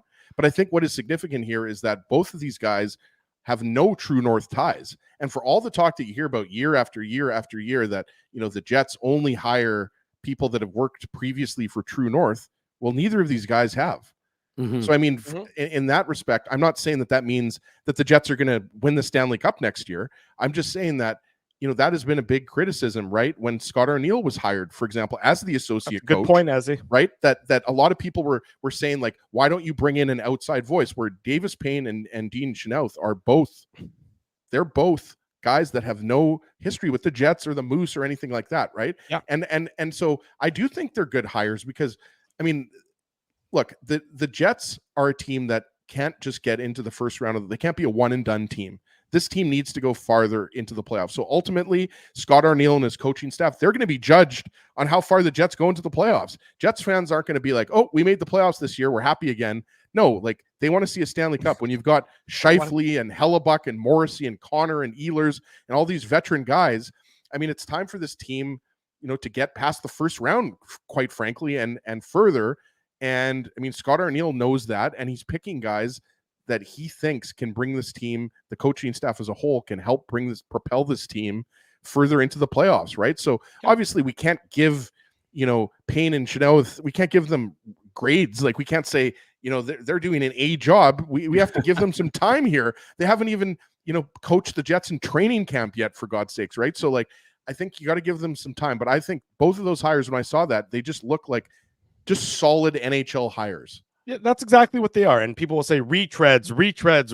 Well, they might be retreads, but that's probably because they have a skill set that they bring to the table. So just because you are experienced doesn't necessarily mean that you're a retread or you're not deserving of the job or deserving of the opportunity. There was a time, by the way, where Guy Boucher was a revolutionary coach in the NHL and in junior hockey, and he came to the NHL and he turned the league on its head, and now he's out of work again. So just because you're, revolutionary doesn't necessarily mean that you're there for long-term success. So Chenoweth and Payne are going to be judged based on the performance of the players on the ice. And it's that simple. And if they're deserving of praise, they'll get praise. And if they're deserving of criticism, they will receive that criticism. I mean, look, Scott Arniel, it says that he interviewed 17 people for the 2 jobs over the last few weeks. So he did his due diligence. I think it's over 20 actually, Drew, because he said 12 to 13 for, I know that one of the articles said 17. Yeah, Kenny's article said 17, but whatever. But Arniel himself said, and I know that Kenny talked to him, so, maybe math isn't necessarily a strong suit for these guys, but 12, he said 12 or 13 guys for D, and he's at 8. So, I mean, again, 12, 13 plus 8 would be 20 or 21. Whatever number it is, it's certainly that they've done their due diligence. A lot of people to interview. Yeah. Look, and here's a quote from Davis Payne, when it comes to the power play. Quote, I think when you're looking at a traditional 1-3-1, which of course is the player parked in front and the 3 across and then the player at the point, you have a couple schools of thought. One operates under a precision formula where it's about execution and working for your opportunity. Another element out of that 1-3-1 involves a little bit more volume, a little bit more attack, and a little less reset. It comes at you with more pace. It may not be as clean, but there is something to the volume and the mindset that goes with that. And what I take from that is a Jets power play last year that was too often, I think, accused of looking for the perfect play might not be about that. They'll be more about get your shots through, get some rebounds, get some traffic, and get some quote-unquote garbage goals that are just as effective and count just the same on the scoreboard as the beautiful tic-tac-toe passing plays do. So I think this is certainly a bit of a different mindset both on the PK and the power play when it comes to the aggressiveness than we've seen in years past. Just look at the goals that were scored by the Colorado Avalanche against the Jets, and those high tips, right, Drew? So, I mean, yes, you can get some of those Gabe Vilardi, beside the goalie, between the legs goals. Like, Vilardi's going to score those types of goals, but you can't score those goals every time your power play goes out there, right? You cannot. John Walton, Washington Capitals play-by-play broadcaster, joins us next to talk about the Capitals' acquisition of Pierre-Luc Dubois and to touch on the Calder Cup final between the Hershey Bears, the Capitals farm team, and the Coachella Valley, whatever you called them, Firebirds. Much more to come. A Legal Curve Hockey Show rolls on this Saturday morning. Keeping Winnipeg laughing for over 30 years.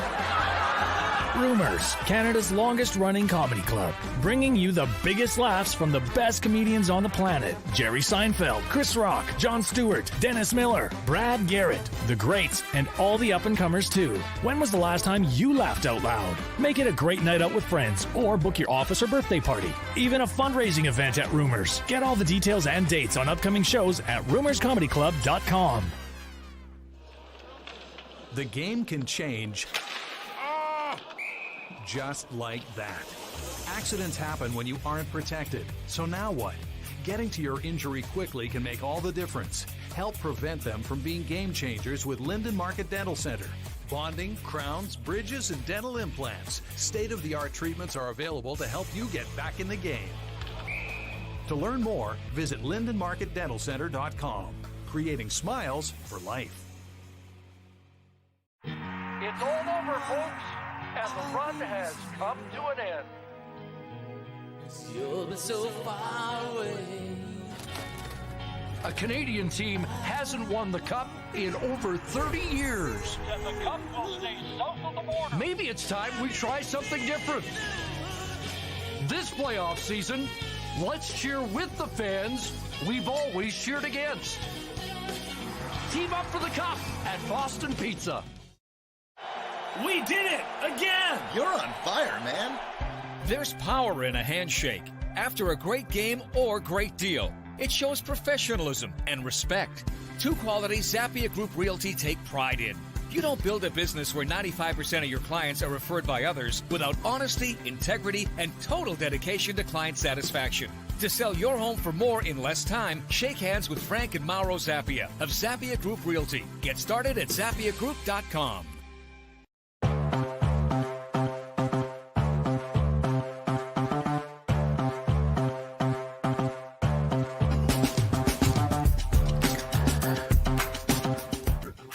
Saturday morning, bottom of hour number 2, the Illegal Curve Hockey Show rolls on. Drew Mindell, Dave Minuk, Ezra Ginsburg with you. Again, a reminder or a recap of the news of the day so far. We started the show about this. It's sort of been the overarching theme to this. The news, courtesy Elliotte Friedman in the 32 Thoughts podcast, that people are calling the Winnipeg Jets regarding Rutger McGroarty's rights, his playing rights, his draft rights. That itself isn't necessarily breaking news, but the more exciting part of that piece is that the Jets have discussed trading his rights. Seems as though there is a little bit of a fracture in place between Rutger McGroarty and his camp and the Winnipeg Jets camp, and now that is either going to be resolved via a trade or some sort of mending of fences. Mike McIntyre, who joined us in hour number 1, spoke about this as well. There'll be more coverage on the Winnipeg Free Press website as him and Ken try and break down that story as well. Dave just disappeared into the ether, not sure what happened to him, but that is the big news of the day when it comes to the Winnipeg Jets, that not all is well between the Jets and Rutger McGroarty. More information on that on illegalcurve.com and, of course, here on the show as things develop. Drew, I'm just texting John Walton because there was a little miscommunication. I'm sending him the link. Not sure what happened to you there, Dave, but I don't know. I was like, you guys were talking, all of a sudden I just froze, and I was like, what is going on? I thought Drew froze, and I was like, what's going on? And then I was like, why is my face not moving? Am I seizing right now? What's going on? And then I was like, okay, it must be the computer. There you go. So John Walton's going to join us momentarily. Let me just ask you guys this quickly, because I'm not sure we'll have much time. Can the Panthers rebound from what they've experienced, going from 3-0? Dave's shaking his head, not a thought at all, not even a comprehension. Well, first of all, look at Stuart Skinner's numbers in games 4-7. They're wild. Lights out, 10-0. His save percentage is ridiculous. Goals against is ridiculous. I mean, first of all, you can say whatever you want. People don't have to cheer for the Oilers. That's fine. But like, what an amazing story from a kid from Edmonton to be backstopping his team to Game 7 of the Stanley Cup Finals. I mean, that's the dream of every kid who ever puts on roller hockey or street hockey gear, I should say, or ice hockey gear, obviously. But so that story in and of itself is pretty cool. But no, I honestly think that I haven't really thought Draisaitl's played particularly well this series. No. So I have to think that he's dealing with something significant. But as he mentioned it, the supporting cast has been phenomenal, and Connor McDavid has just been otherworldly. Didn't have to be last night because that supporting cast was really good. I mean, Zach Hyman was excellent. Darnell Nurse, I got to tell you, I watch him play. I'm like, I don't know how they're winning with him because he makes so many mistakes. It's like every time the puck is on his stick, you're thinking it's not going to end well. But again, despite some of their flaws, they're still dominating. And what were shots? Like, they came out on fire. 13, I think it was 13-2. Yeah. They had a 2-goal lead. Obviously that disallowed goal was significant. So yeah, it's been a pretty good series.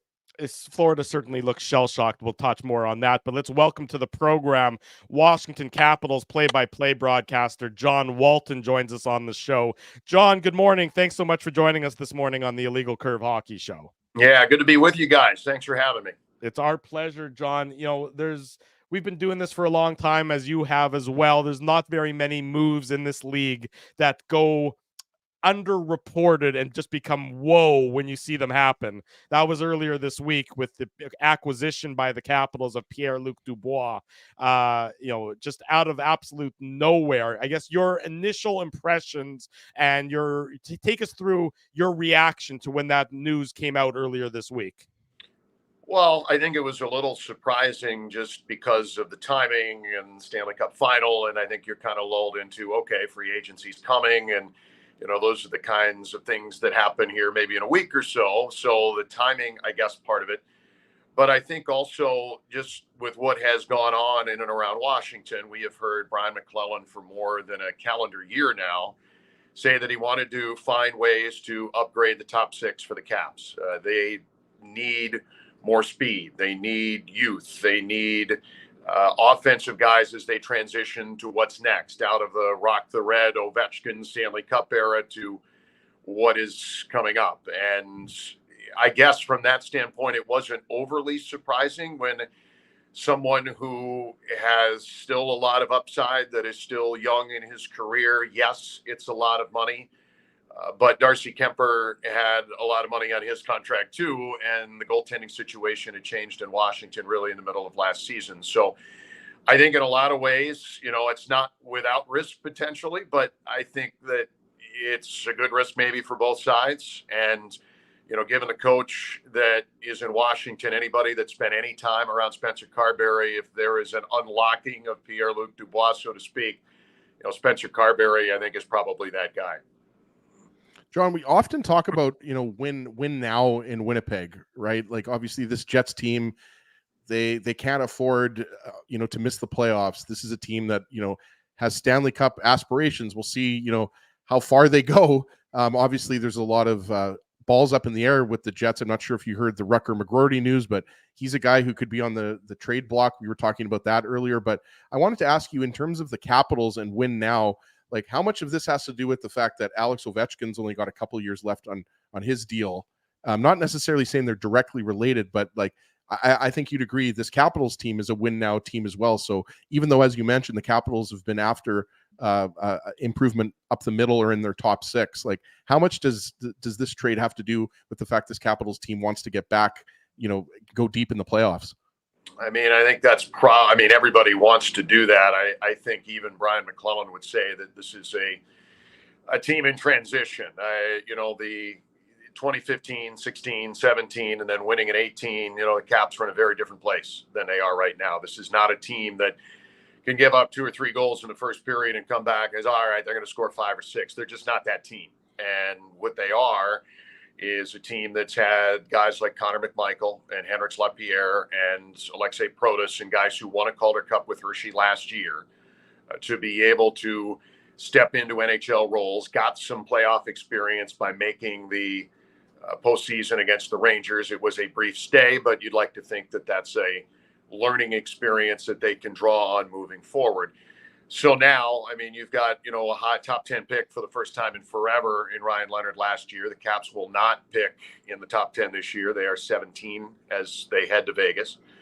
So I don't know that it's so much win now as it is doing the best they can to retool on the fly. They have to get younger. They have to get faster.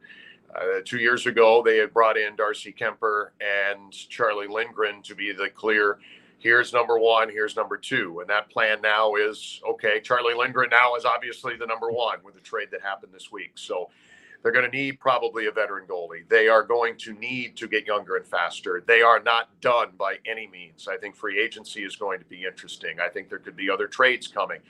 There certainly is money to spend around here for the first time in a while. So all of those things, sure, as you get into training camp, I think it's difficult to know where they are right now until those moves happen.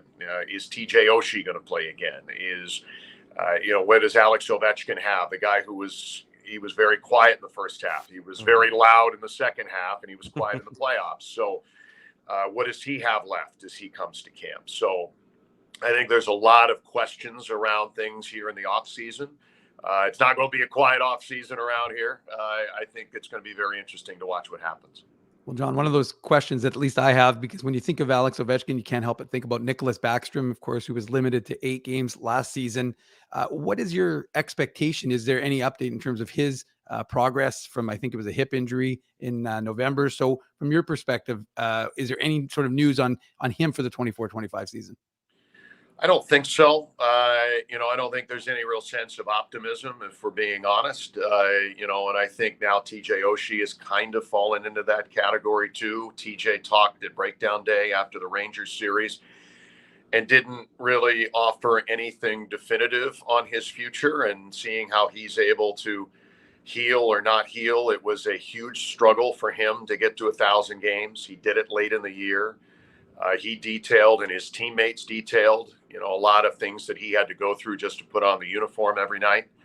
And it's kind of horrifying, honestly. I mean, you can't get off the floor. You are getting yourself, I thought he gave everything he absolutely had for this franchise going back to when they won. And now he's battled a back injury that has been very, very difficult to deal with. I think his future is very much in doubt. We don't know for sure, but it is certainly within the realm of possibility he doesn't play again. And if that's the case, and I don't think we're going to know that until the fall, but, that creates its own questions. This team, very different from 12 months ago where, okay, the depth chart is Backstrom and Kuznetsov and Oshie. That's half your top 6. It's not maybe going to be around anymore. Kuznetsov, certainly, and the other two, probably not. So, it's just a matter of seeing how that plays out when you get to September. And I think, where their health is something that we'll be monitoring and waiting for. But with both, obviously, a lot of question marks. John Walton is our guest on the Illegal Curve Hockey Show. John is the Washington Capitals radio broadcaster. And John, you mentioned sort of the Capitals are the next team that's trying to unlock the Pierre-Luc Dubois potential. We saw it in Columbus. We saw it here in Winnipeg. LA gave up on it after 1 year's time. But you mentioned that Spencer Carberry is the type of head coach who might be able to do so. What is it about Spencer Carberry that gives Brian McClellan that optimism to make this trade, to acquire Dubois and the massive contract that he still has, that thinks that this could be the situation that allows Dubois to live up to that draft pedigree from so many years ago? I think it goes beyond Spencer, and I'll certainly get to that. But, the Capitals have had a knack of bringing in guys that have struggled in other places and have done big things here. And I think some of that is organizational culture and hockey operations. I think it's why they win at the AHL level. And I know we'll get to that with Hershey and all the things that are going on. I'm in California right now, and they're playing a pivotal game 5 tonight. So, there's a lot of organizational faith in the personnel here to be able to do those kinds of things. That's how Spencer Carberry got hired to begin with. I've known Spencer a long time. He came up in the organization with South Carolina in the ECHL. He coached Hershey, goes to Toronto and runs the power play there, and 2 valuable years of NHL experience for him. And I think he brings so much to the table, not just in intellect, but in terms of the person that he is. And, it's no accident that, you get the most out of a guy like Anthony Mantha this year. Anthony Mantha was in a lot of ways just never lived up to that hype here either. In coming over from Detroit, and this year was made into an asset that was tradable at the deadline and goes to Vegas. And, I felt like maybe he had some regression once he got to Nevada, but I think when he was here, I think he had a really nice year and, became that piece that other teams might want. Spencer's a very positive person. He is a very patient person. He is, in terms of X's and O's, I mean, when we talk to him on a daily basis, you always feel like we leave with something that is very clear to us. And I think that's what he imparts to his players as well. And, it's, probably going to be a challenge. I mean, I given the history and, it was, when a guy signs a big ticket and is gone after a year, obviously there's some issues there. But, I think the faith in who the Capitals are in his organization, the coaching staff, if there is a place for him to come and contribute in the top 6.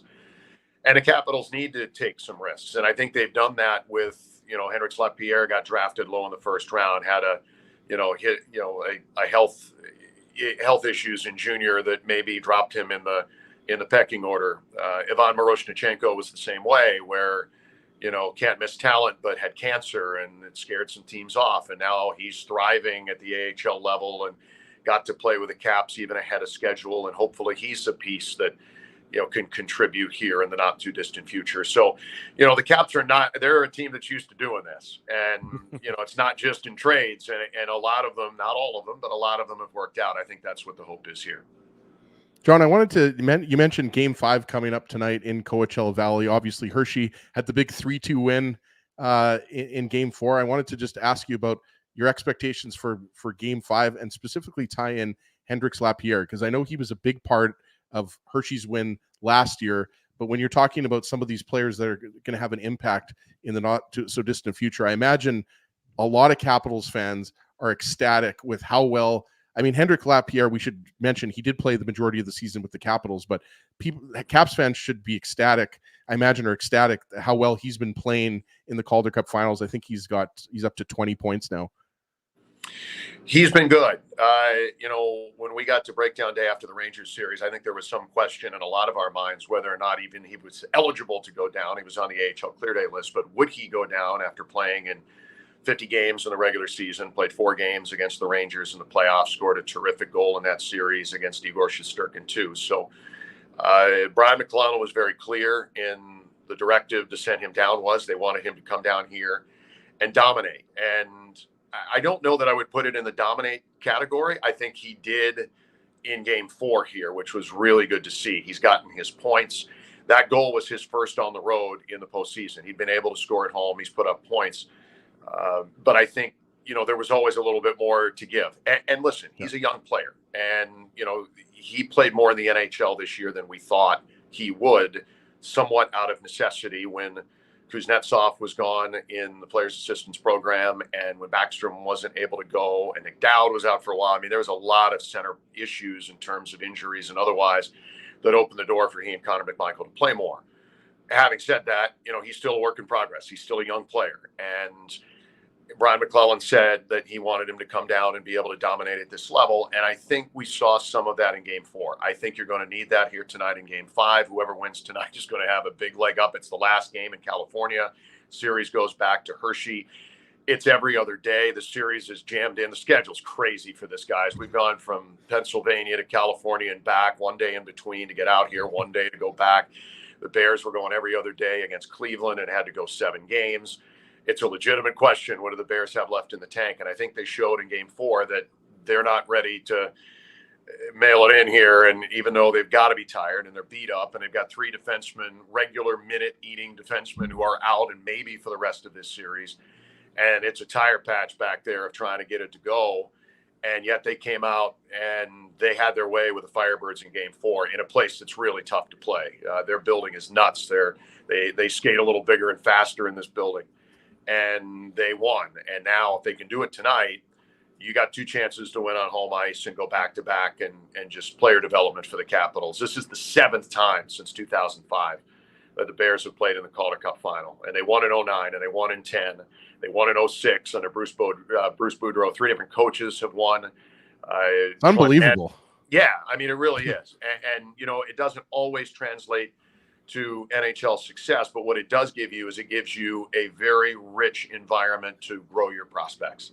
And that's what the Capitals have. It is the best partnership in the NHL. I don't think it's close, to be honest. I'm a little biased. Maybe I was the voice before I was in Washington, but it's 2 hours. We're not going to argue with you, John, because we always, Dave will get in here with a question, but he always talks about Hershey is really the model of an AHL franchise, right? In every sense of the word, right?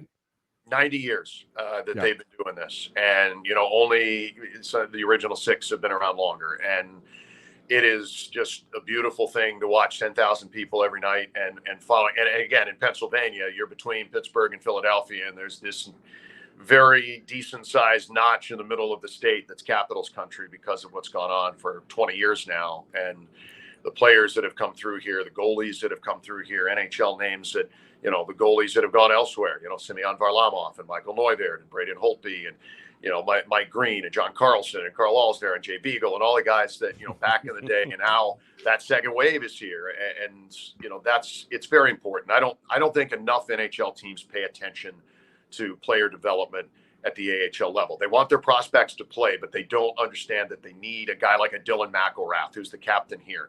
Dylan got to play. Winnipegger. Yep. Yeah, right, exactly. And is a phenomenal captain and a phenomenal leader. And the biggest reason I think they won last year, and willing them into trying to do it again, and being able to play in these meaningful games outside the league. And then look at a guy like Connor McMichael stepping in, and Henrik Slot-Pierre and all of that just last year with Washington. So it's very important. And I think for the most part, it's as good as you're going to find anywhere. Well, John, it's funny. All I wanted to do was ask you about Hershey, because to me, they are the model franchise. You kind of stole my thunder, because you kind of detailed it in significant fashion. And you don't have to remind folks in Manitoba about the 2009 Calder Cup finals, of course, because the Moose lost, I think it was 4-2 to those Hershey Bears. But just in terms of, I know you touched on it a lot in the answer, but just that consistency and how it translates. Because I agree with you. Like, we cover the Moose more than anybody else in this province, and we know how important AHL development time is with the organization to get to that next level. And of course, we're paying close attention to what's happening in these finals because of the Winnipeg connections, whether it's, I think Ryan Hofer from Headingley is the backup goaltender. You got Dylan McIlrath, as you said, and he's a Winnipegger. And of course, Alex Limoges, who played on the Manitoba Moose last year. He's a great guy. And so, but just in terms of you're seeing that this works in terms of that connectivity between the NHL and AHL, and how you've seen it over the course of the last few years. I think the most important part for any organization, and having come up through the AHL myself and seen in Hershey what it's about, is there has to be a commitment by the NHL team to say, all right, look, we are going to sign these 3 players, 4 players, 5 players, whatever it is. They may not play for the parent club, but they are good character people, and they are leaders of men, and they are complementing a coaching staff that under Todd Nelson here, who coached Edmonton briefly and has won multiple Calder Cups and hopefully 2 wins away from doing it again here. Having the staff in place of all former Hershey Bears on the coaching staff too, which I think, and all have, either played deep into the postseason or won cups. Nick Bootland and Patrick Weller both playing there, and Weller winning one back in 2009. So, there's a history. There's a demand for excellence, and Washington backs that up by saying, look, you bring in a Dylan McIlrath, or you bring in a Pierrick Dubé. You go out and sign a free agent like Ethan Frank, who skates like the wind, and now you're maybe finding some diamonds in the rough, some college free agents who come in, and it's a nice blend of all of that plus your prospects. So when these guys get here, the expectation is, look, we're here to get you to the NHL, but we're here to win too. Mm-hmm. And not enough teams do that. A lot of teams, honestly, mail it in with their AHL team. All the scouts and their guys want guys to, we want to play our guys. And sometimes, it needs to be a meritocracy. You got to have, listen, if you don't earn it, Henrik Slot-Pierre got benched last year. Mm-hmm. And it was like, listen, you need to watch from the stands for a little bit. Watch what it takes to be an NHL player. Watch what it takes to be a better player at this level. And Hendricks said it's the best thing that ever happened to him. You have to be able, as a coach, you've got to be able to have that and not have the pressure from your NHL club to say, hey, listen, we need this kid playing and we don't care about the rest of it. Too many teams do that. Washington doesn't do that. And I think it is a credit from Brian McClellan and Jason Fitzsimmons and Brooks Orpik and Ole Kolzing and all the guys that oversee what goes on to say, look, Hunter Shepard is not you're a goalie that you look at. He's 5'8". He's unorthodox in the way he plays, but he does nothing to stop the puck. He gives them a chance to win, and he's playing over the college free agent that they signed to maybe be Washington's goalie of the future. So, everything here is based on merit, and you earn it. And I think that's why Washington wins. And they did it when I was there. They've done it in the 14 years that I've been with Washington now. And I love to go back and watch what goes on because I care, and I love Hershey as a community, but I love the fact that they're preparing Washington prospects the right way. John, last question for you. Here in Winnipeg, we were waiting for the Jets to hire assistant coaches, and Todd Nelson was a name that was really at the top of a lot of people's wish list. And Nelson obviously is still the head coach, still coaching for the Hershey Bears. Is he ready from your perspective to maybe take another step back to the NHL, get another shot at being an NHL head coach, given his pedigree and his success at the AHL level? I think if he wanted it, I think he's very happy in Hershey too. I mean, I think that when you look at what he's done, and I think he certainly absolutely could be. And if a team wanted to go that direction, it would certainly be a good one. He is, just a tremendous tactician. He had a team that man for man did not have what Coachella Valley had last year in terms of speed. They had to win 3-2 games. They didn't have a lot of offense last year, and yet they found a way to win a game 7. They did it on the road, and after getting blown out in this building 3 times in the series, found a way to win game 7 in overtime. I'd be remiss, guys, if I didn't say that I'm really excited that Scott Arniel is getting a chance in Winnipeg. We had Arnie, of course, here in Washington, one of my favorite people that has come through here, and I was delighted to hear that when Bones decided to call it a career, I was really hoping that was going to be an opportunity for Scotty. He is a tremendous person, and I think is going to do big things for the Jets. I'm very excited about that too. And I'll certainly be watching a little bit what goes on in Winnipeg next year, because I want Arnie the absolute best for him. And I think he's a guy that can do a lot of good things for the Jets. Game 5 between the Hershey Bears and the Coachella Valley Firebirds goes later tonight. John Walton will be covering it as he has for so many years. I was going to ask you, John, you're down in Coachella Valley. We mentioned that a few times. Have you seen any Firebirds? Like, are there, I'm not sure, like Pontiac Firebirds? That's what I was thinking. But I can tell you that the road runners that go across the golf courses move pretty quickly. I think that's about the closest. And former Bears captain Garrett Mitchell and I played yesterday with Grant Fuhr, and it was 114 degrees by the time we got done. So it's a dry heat, but still 140 degrees. So there are some interesting desert creatures out here. We just had Grant up here at speaking at a dinner that we're one of the media sponsors of, and so I'm sure that playing golf with, if he's anything like he was at the dinner, playing golf with him would have left you guys fairly entertained, I would say, on the course. An unbelievable human and hysterical, and he almost made us forget that it was hot as an absolute furnace out there. John, thank you. Enjoy the game tonight. We'll keep tabs on everything that's going on at the Calder Cup final. Appreciate your time. All right, you bet, guys. Thank you. Thanks, John. John Walton, Washington Capitals broadcaster, doing double duty for the Hershey Bears. We didn't even get well. John's score on the golf course, because I'm sure Grant Fuhr was only a few over par, right? Grant Fuhr is a scratch golfer, so I mean, he's one of the certainly he's a tremendous golfer, and I'm sure John had a great time with him. I didn't ask John what it was like to be in DX with Shawn Michaels either, but that was another missed opportunity for next time. A striking resemblance to Triple H, if you are a wrestling fan, as I know you are there. That. I wasn't thinking that, but I can see that. Yeah, they got the shaved head, he's got the beard, something I used to have, but it'll be back soon. I'm more of an X-Pac guy, man. You can be whatever you want to be there, Mr. Well, no, you're bringing up DX, right? I mean, there was the road. Do you remember who it was, Drew? Yes. The road dog Jesse James and the badass Billy Gunn. There you go. You do remember it. When it comes to your wrestling knowledge, I will bow at your feet. And not so much as anymore, though. Like, I don't follow it enough to and also there's like 5 different shows. There's like SmackDown, Raw, NXT. I'm probably for a guy who doesn't follow it. He seems to know what the hell's going on. Follow it a little bit, but I mean, I've got kids, Drew. I don't have time to watch wrestling every night. But every so once in a while, I'll go with Huss to AEW or WWE. There you go. You guys, as long as you got that bond continuing, that's the important part. We remind everybody, the news of the day, Rutger McGroarty, his future as a Winnipeg Jets draft pick, it's up in the air.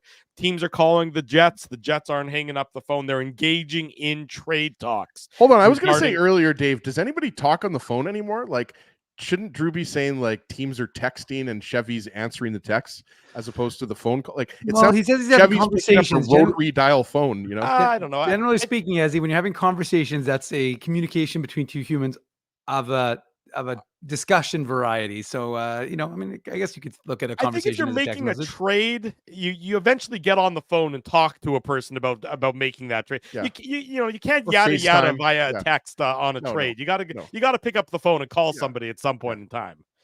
So we will keep abreast on that situation. LegalCurve.com will have you updated with the latest news regarding the Winnipeg Jets, regarding Rutger McGroarty, regarding everything under the sun as it pertains to hockey here in Manitoba. And of course, the Illegal Curve Hockey Show next Saturday again. And if we need to pop up with a pop-up show, we will do that as well. Big thanks to John Walton. Big thanks to Mike McIntyre for joining us on the show this morning. In case you missed any of the broadcast, podcast will be available shortly. The YouTube replay will be available immediately. Smash the like button. Leave us feedback here, there, everywhere regarding everything you heard this Saturday morning here on the Illegal Curve Hockey Show. Big thanks to all of our sponsors. They make this show possible. Our friends at Rumors Restaurant and Comedy Club, Linden Market Dental Center, Zappia Group Realty, and of course, Boston Pizza. If you're looking for something to do tonight at Rumors, Matty Ryan, 2 shows, 7:15, 9:45. Check him out, rumorscomedyclub.com. Support all the fine businesses that support this show because they make this show possible. If you haven't already done so, smash the like button on your way out. Have a great rest of your weekend, everyone. Whatever you're going to do it safe. We'll see you back here next Saturday, because if it's Saturday, it is the Illegal Curve Hockey Show.